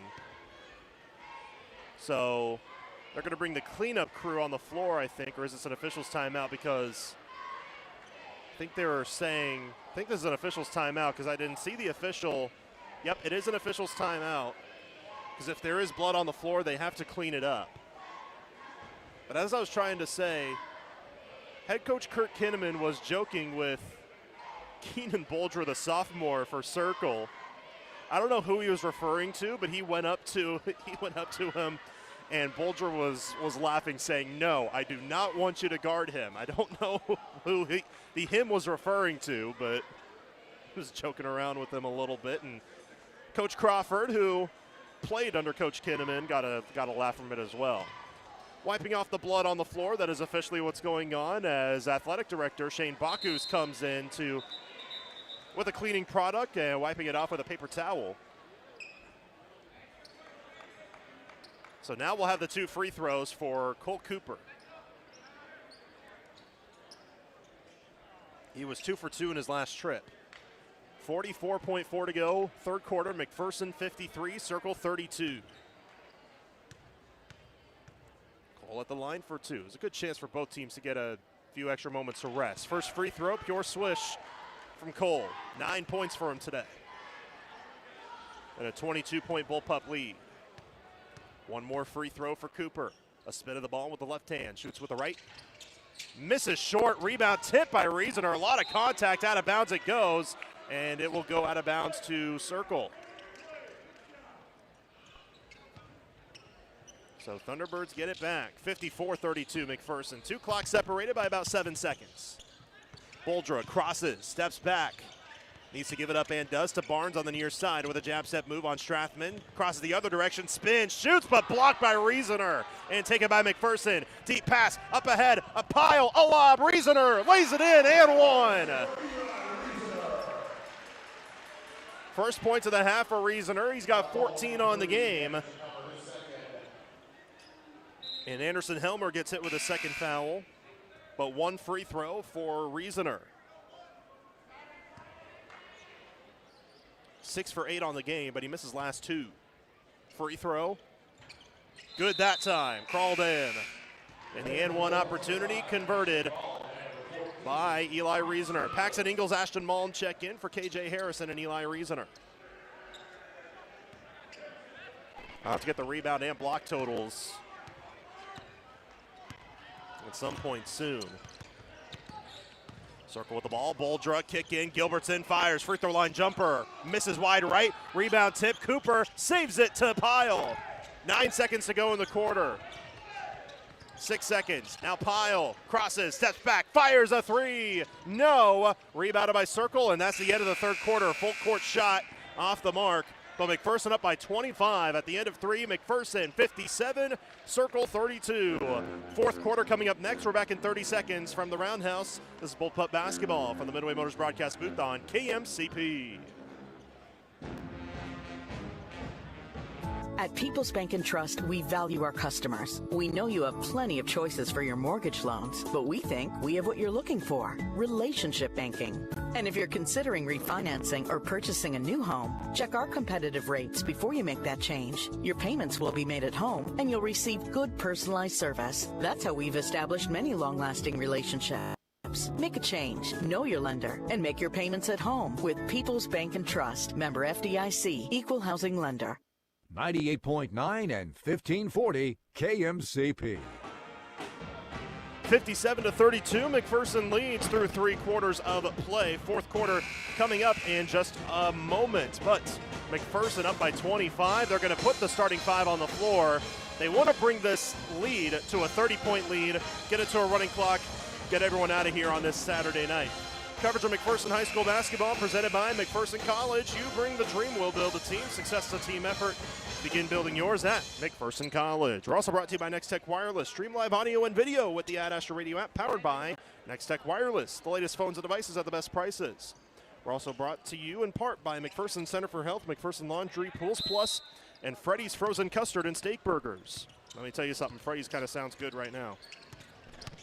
Probably get that as my post-game meal, I say, as the broadcaster, not the one actually burning calories on the court. McPherson with the ball to start off the fourth quarter. 57-32, they lead, a 25-point advantage. Strathman with the ball, almost carried it, handoff Pyle, near side to Malm.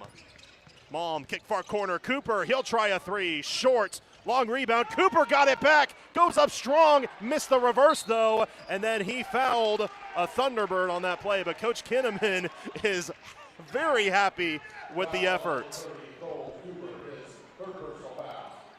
Clapped his hands afterwards, saying, "That's okay, good job, young man."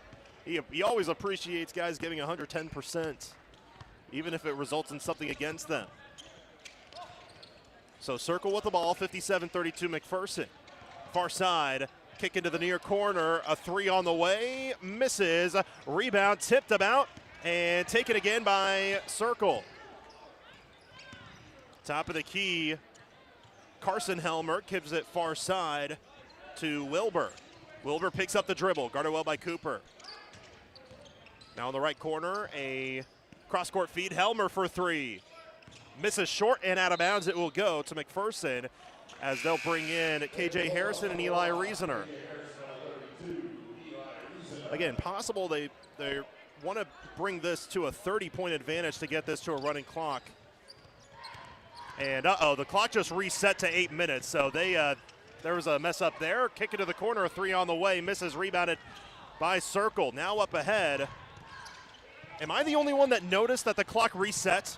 Anyway, here comes Circle, kick near corner, a 3 on the way. Helmer hits it. And now we're gonna change it. Now we're gonna figure it out. Helmer hit the 3, and now we're gonna get this clock situation figured out, because I think what happened was this. The team foul numbers did not reset when we started the fourth quarter. So they said reset on those, but the technology decided we're not just gonna reset that, we're gonna reset the clock too. So the officials are gonna come in and they're gonna change the game clock to 6:37 to go.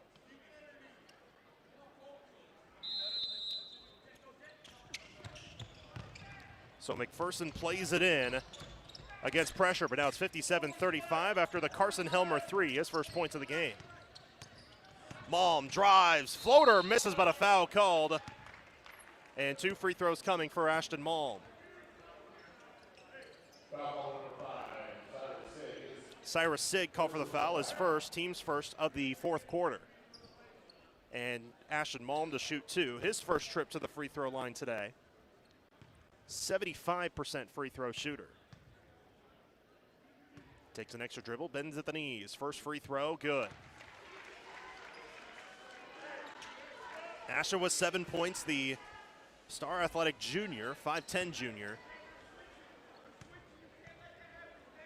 And a chance at one more. On its way. And good. Make it now 8 points for Ashton, 59-35. McPherson, 6:25 to go in this ball game.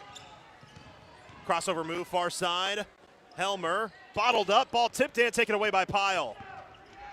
Up ahead, Reasoner, hop step, layup, misses, but a foul called, and Eli's going to the line now. But it looks like Coach Crawford's going to empty the bench as there's 5 going to the scorers table. But 2 free throws now for Reasoner as the foul called on Cyrus Sig, his second, team second. Reasoner at the line for 2. He is 7 out of 9. First free throw good. 16 points for the 6'4" freshman. And obviously before Thursday's game, I'm probably going to put together the averages that he has just in the calendar year of 2026, but it's got to be flirting with around 20 per game. Second free throw good to give him 17 on the game. 6:10 to go. McPherson up 61-35. Clayton Gilbertson in the game. He crosses over, stops on a dime, kicks near corner. Boldra. 3 is blocked, but they're going to call a foul on Malm. They say he got him on the wrist. So 3 free throws coming up for Keenan Boldra.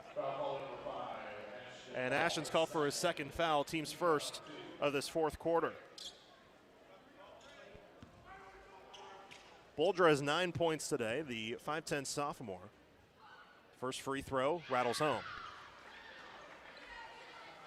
So he becomes the first Thunderbird in double figures. Another young Circle player with a bright future on the hardwood. Second free throw is good as well. Of course, Landon Boldra was the star of the show last year, but Keenan, he's a good shooter, but if he can get a little more of a growth spurt, he could definitely be dominant a little more than he is now. Third free throw goes in. He is 3 for 3 at the stripe. 61-38 McPherson, 5:55 remaining. Malm, kick to Reasoner, inside Pyle, wide open layup, good. Terrific look from Eli Reasoner. Back to a 15-point McPherson advantage, or 25, I should say. Gilbertson finds Barnes, now back to Gilbertson near wing. Crossover move, ball on the deck, taken by Cooper. Up ahead of the floor, here comes Reasoner. Hop step, floater misses, got it back, stick back is good. 65-38, McPherson 5:20 to go. Top of the key, ball tipped by Harrison, but collected by the Thunderbirds. Now a pass is tipped and taken away. Pyle, a lob inside, Reasoner missed the layup. He got hit hard though and a foul called. He'll go to the line for 2 with 5:06 to go. Foul on Trip Barnes, his third, team's third of this fourth quarter. Reasoner back at the line with 19 points. First free throw. In and out. Crew Buckman back in for McPherson. He'll replace Ashton Malm. Paxton Ingles at the scorers table, but he's in for the shooter.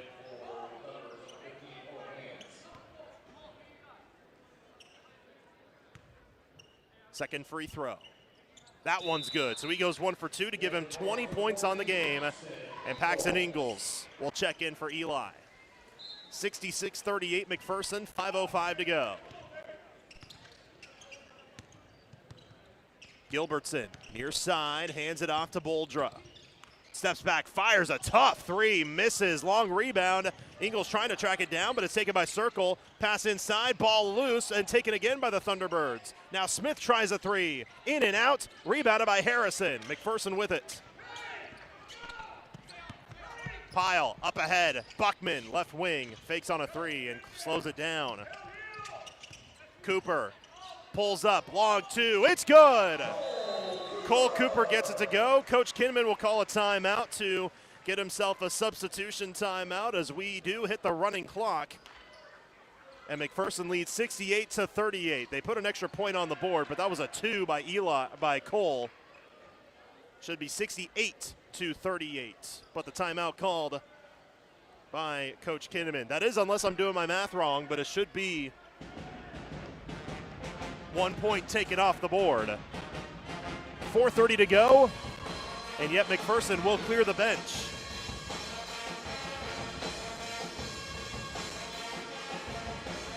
So 4:30 to go. McPherson up 68-38. And yet McPherson will bring in Trip Pelzel and Carter Melton into the game.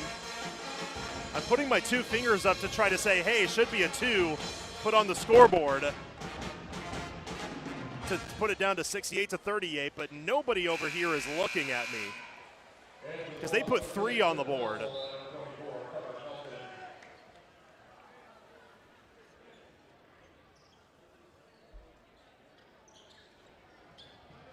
I don't know. Either way, they're not going to listen.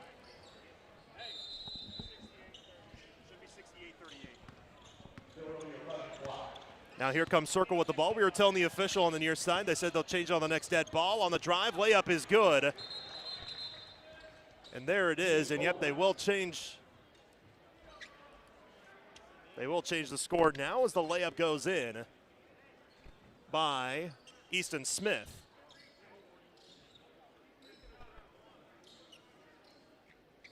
To give him 8 points on the game.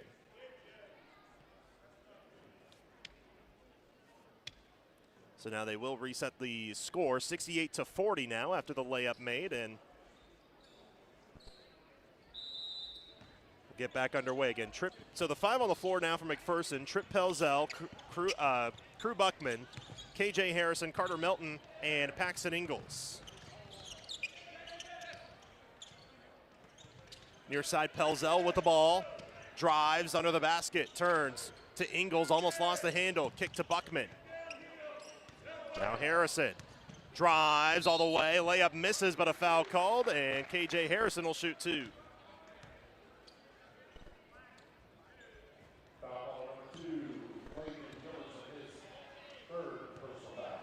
Foul on Clayton Gilbertson, his third, team's 4th. First free throw, good for Harrison. That's his first point today, but he's made a pretty good impact here on this game. One more free throw, misses. And we'll have a stoppage of play as Drake Timpson will check in.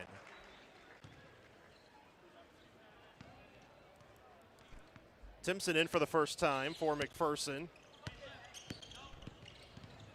69-40, Bullpups lead with 2:50 to go. Step back, Boldra steps through, floats, it's not going to count, travel called.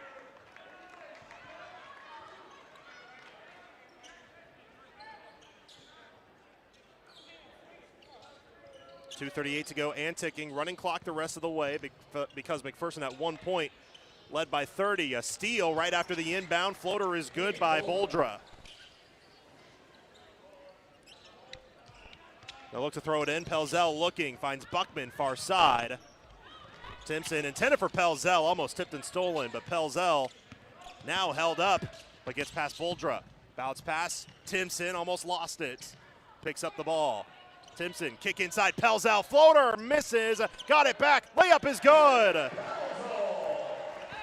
Trip Pelzel gets it to go, his first points of the year. On the other end, 3 is good by Anderson Helmer. 71-45, McPherson, less than 2 minutes of play. Pelzel up ahead. Bounce pass was tipped. They try to save it. It's up in the air and then out of bounds near side. It'll stay with McPherson. With 1:40 left, Jackson Hoover now checks in. And Finn Bauer will check in. So now it's Trip Pelzel, Carter Melton, Drake Timpson, Jackson Hoover, and Finn Bauer for the final 120. Melton, handoff. Nope, it's Buckman who's actually in. He floats, misses, rebound, tipped about. Timpson missed the layup on a foul called, and Drake Timpson will shoot 2.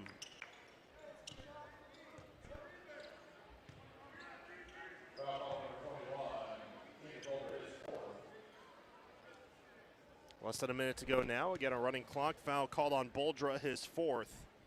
Timpson at the line for two. First free throw misses.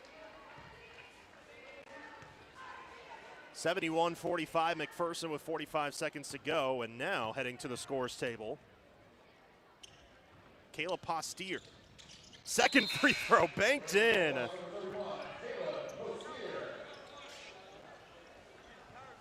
So Postier checks in. With 30 seconds to go, shot clock turned off the rest of the way. On the drive, Boldra missed the layup, but a foul called. He'll get two free throws, which will pretty much run down the clock. Timpson called for the foul. 12 seconds to go and ticking, and he does get two free throws. Boldra at the line for two. First free throw is good.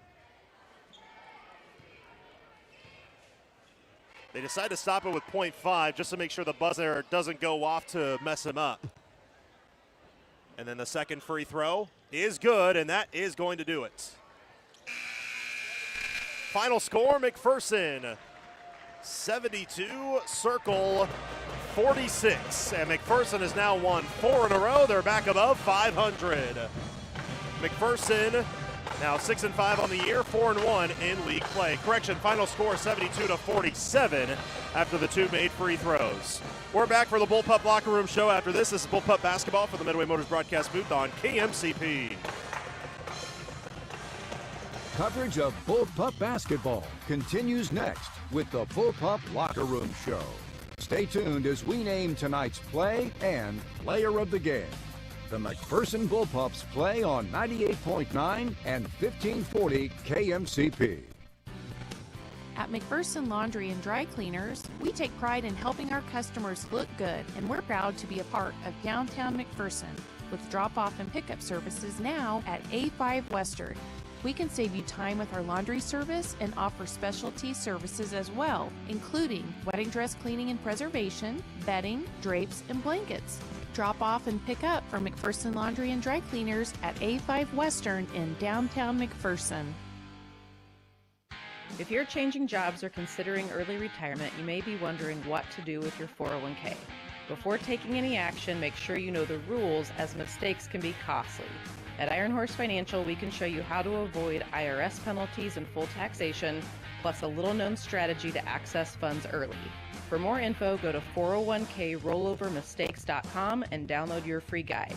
You can also reach us at 620-765-6456. Freddy's Frozen Custard and Steak Burgers is all about the good and creating more of it. More drive-through celebrations, more weekend traditions, more family dinners and lunches, more car picnics and road trips, more desserts, maybe more second desserts, more celebrating being together as much as we can. There's always room for more good and more Freddy's. Keep the good going with a taste that brings you back. Freddy's Frozen Custard and Steak Burgers in Hutchinson and McPherson. Nestled in the beautiful community of Lindsborg, you'll find assisted living at its finest at Sunflower Terrace by Bethany Village. Whether you seek full independence, freedom from cooking, or just a little day-to-day assistance, Sunflower Terrace is a place you can feel at home. Definitely come to Sunflower Terrace. Get a tour, come and look. And it was very easy, and so it was perfect. Get your free guide today at sunflowerterrace.com.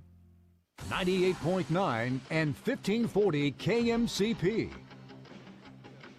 Welcome into the Bullpup Locker Room Show. The McPherson boys win by a final score of 72-47 to move to 6-5 on the year. They are now in sole possession of the number one spot in the Ark Valley Chisholm Trail League Division 3 at 4-1. Bueller in second at 3-1 on the year. Meanwhile, Circle falls to 3-9 on the season and 1-4 now in league play.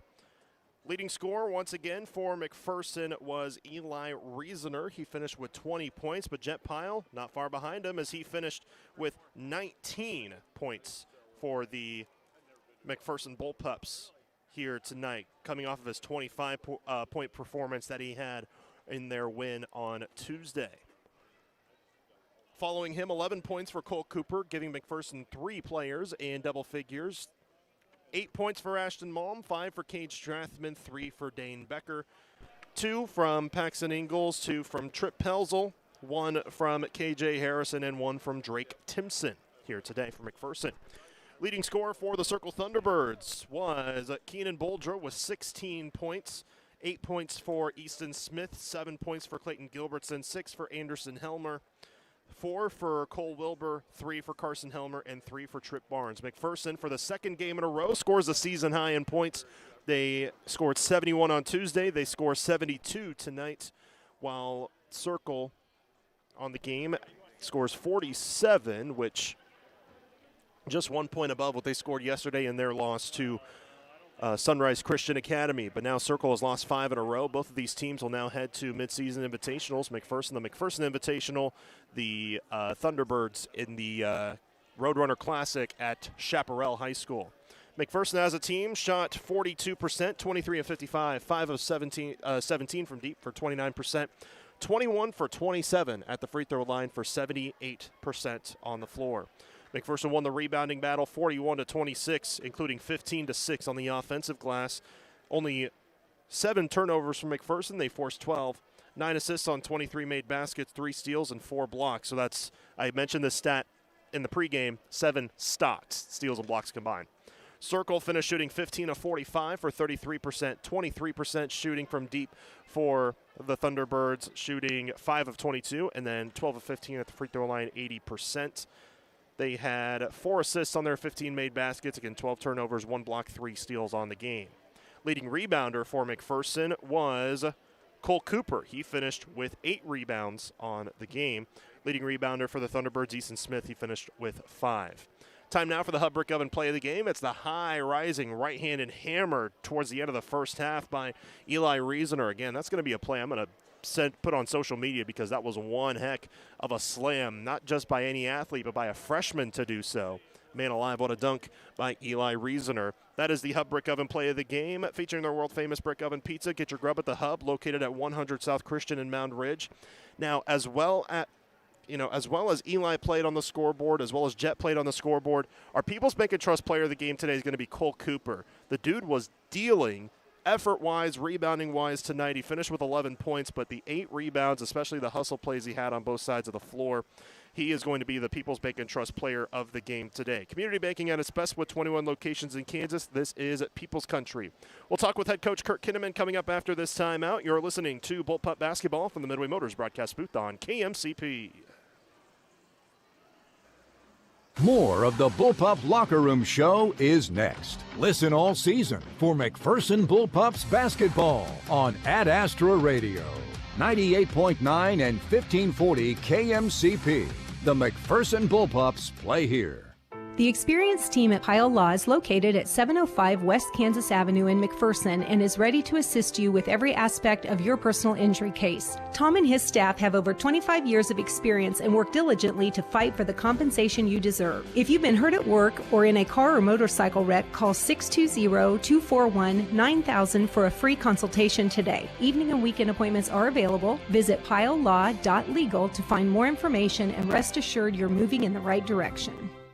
Get back to doing what you love with Advanced Physical Therapy in McPherson. Whether you're recovering from injury, surgery, or just want to move with less pain, their expert team is here to help. Call or stop by Advanced Physical Therapy in McPherson today. Do you need custom shirts, hoodies, polos, or other apparel printed? Tired of overpaying with online companies? Hi, this is Tyler with 37 Print Co. in Hutch. Come see us and get your shirts printed locally. Check out our work on our Facebook page at 37 Print Co. We print shirts. On the basketball court, a good offense is the best defense. You can count on Farm Bureau agent Teresa Boken to be your family's point guard and defend you against whatever life throws your way. She's there to handle your auto, home, life, and business insurance needs. Don't wait for the worst to happen when it comes to your insurance. Talk to Farm Bureau agent Teresa Boken in Sterling today and see how she can protect what matters most. Contact me, Teresa Boken in Sterling at 620-278-2572. Farm Bureau Life Insurance Company, Farm Bureau Property and Casualty Insurance Company, Western Agriculture Insurance Company. Ready for banking at your fingertips? With Farmers State Bank's mobile banking app, Take Charge. Turn your card on or off, boost spending limits, transfer funds, set security alerts, change PINs, and travel worry-free. Your money, you're in control. Farmers State Bank, more than just a bank. Member FDIC. For the perfect combo of sweet and savory, indulge in a French toasty from Scooter's Coffee. Cinnamon swirl bread, bacon, egg, Havarti cheese, and sweet cinnamon butter. Mmm, good. Scooter's Coffee. Amazing people, amazing drinks, amazingly fast. Scooter's Coffee in Hutchinson, McPherson, Salina, and Abilene. 98.9 and 1540 KMCP. Welcome back for the final time here at the McPherson Roundhouse. The Bullpups defeat the Circle Thunderbirds 72-47 tonight. The Bullpups have now won 4 in a row. They are 6-5 on the year and are in the sole spot for first place in league standings at 4-1 in league play. Joining us now on the headset, head coach Kurt Kinnaman. First of all, Coach, second straight game where you set a new season high in total points, 71 on Tuesday and then 72 tonight. The offense has certainly looked like it's on the up and up in recent goings, but I think a lot of that is, as they say, defense wins championships, defense leading to offense. I think so. I think you're right, Lane. I think we've been better. We've shot the ball better. That's a big key. You know, you get points for the ball going through the basket, and we've shot the ball better. So and still we end up 5 for 17 from 3, and that's not great, but it's better than it's been. We shot the ball well early, so that made a difference. And defensively, they're a tough cover because they're all small guys, so we're asking Paxton and Eli to guard, out on the perimeter a little more, and I thought they did a pretty good job of that. Obviously Jet got us off to a good start with his shooting, and we were able to get the ball downhill a little bit, and we had a big rebound advantage at halftime, and kind of got away a little bit the second half, but overall you feel good about it. Great crowd again. Thing I feel most happy about is my mom and dad are here. Mm-hmm. So it's not the same for Clint and I when they're not here, so we're thankful for that and glad they're here. It's good to see, everybody made it back except Brendan Doyle, and he's a long ways away, so get to celebrate that.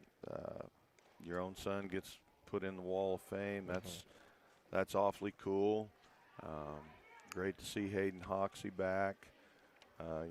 He would have been a part of last year's state championship too, so we kind of count him as having 2 in a row. So pretty good night, and I thought we played awful hard, and I get such a kick out of watching Cole Cooper play. 8 rebounds and they're just 8 rebounds because he just goes and pursues the ball. Mm-hmm. If he was 6'6" with that kind of motor, he would be a Division I player. But it's great to see, and big challenge next week, literally. And I went ahead. I usually don't do it, but I watched some Blue Valley this afternoon, and they start 6'2", 6'4", 6'4", 6'5", 6'10". And the 6'5" kid is a really quick athletic guard. Well, we don't have a great matchup for that. So, we're going to have to really, really play well. And you know how the first game of the tournament always is. It's quiet in here. There's never much of a crowd. But if ever we needed a crowd to be out for a first-round game, it's going to be Thursday night, because these dudes are rolling in here, and they're not intimidated by the McPherson mystique. So great challenge, but great, every one of our home games has been better crowds than we had last year probably. So that's been fun. So many cool things to celebrate tonight. So I'm going to go eat a cookie and try to not hear the score of the football game, and talk to you again on Thursday. Sounds good, Coach. Should be challenging, but a fun week coming up ahead in the Well, first invitation. we'll get better. I mean, we'll get better. So absolutely. Thanks. That's head coach Kurt Kinnaman joining us on the headset. And before we sign off for tonight, I'd like to thank Mid-Kansas Credit Union, Bullseye Irrigation, the Pooh Squad, Terra Financial Crop Insurance, The Good Merchant, So Swedish, Wave Tech Roofing, and Central Christian College. Again, McPherson gets the sweep over the Circle Thunderbirds tonight, with the boys capping it off, winning 72-47. That's going to do it for us here at the Roundhouse. Thanks for tuning in on this Saturday, and thanks for sticking with us, especially through all the technical crud we were going through early on today, but we got through it together. So hopefully we don't run into that quite as much or at all this week in the McPherson Invitational. But again, McPherson Invitational starting on Thursday, where the McPherson boys will host Blue Valley on Thursday. McPherson, the 6th seed in the tournament. So if they win, they'll play at 7:45 on Friday. But if they fall, they'll play at 4:35 on Friday in the consolation bracket. But McPherson going to play in a very, very tough tournament. It's always tough in the McPherson Invitational, and it's definitely no different this year. The girls' team plays on Tuesday as they host El Dorado, and that will be their final game before the Mid-America Classic the week after. So we'll have coverage on Tuesday as the girls tip off at 7:30. So pregame coverage will begin 20 minutes prior at 10 after 7. Thanks so much for studio engineer Sherry Bruce and live stream coordinator Jeremy Snap. Shout out to them. Special thanks to them for sticking with us here on this Saturday. This is Lane Gillespie. Thanks so much for tuning in. We'll head you back to your music. This has been a presentation of McPherson High School basketball on 98.9 and 1540 KMCP. At Midway Motors, we are here for you for every mile of life. Whether you're shopping for a new or used vehicle or selling one, Midway Motors will buy your vehicle even if you're not in the market to buy one of ours. Just stop by one of our 5 locations and one of our appraisers will evaluate your vehicle and you can leave with a check the same day. It's fast and easy. Visit MidwayMotors.com for more information.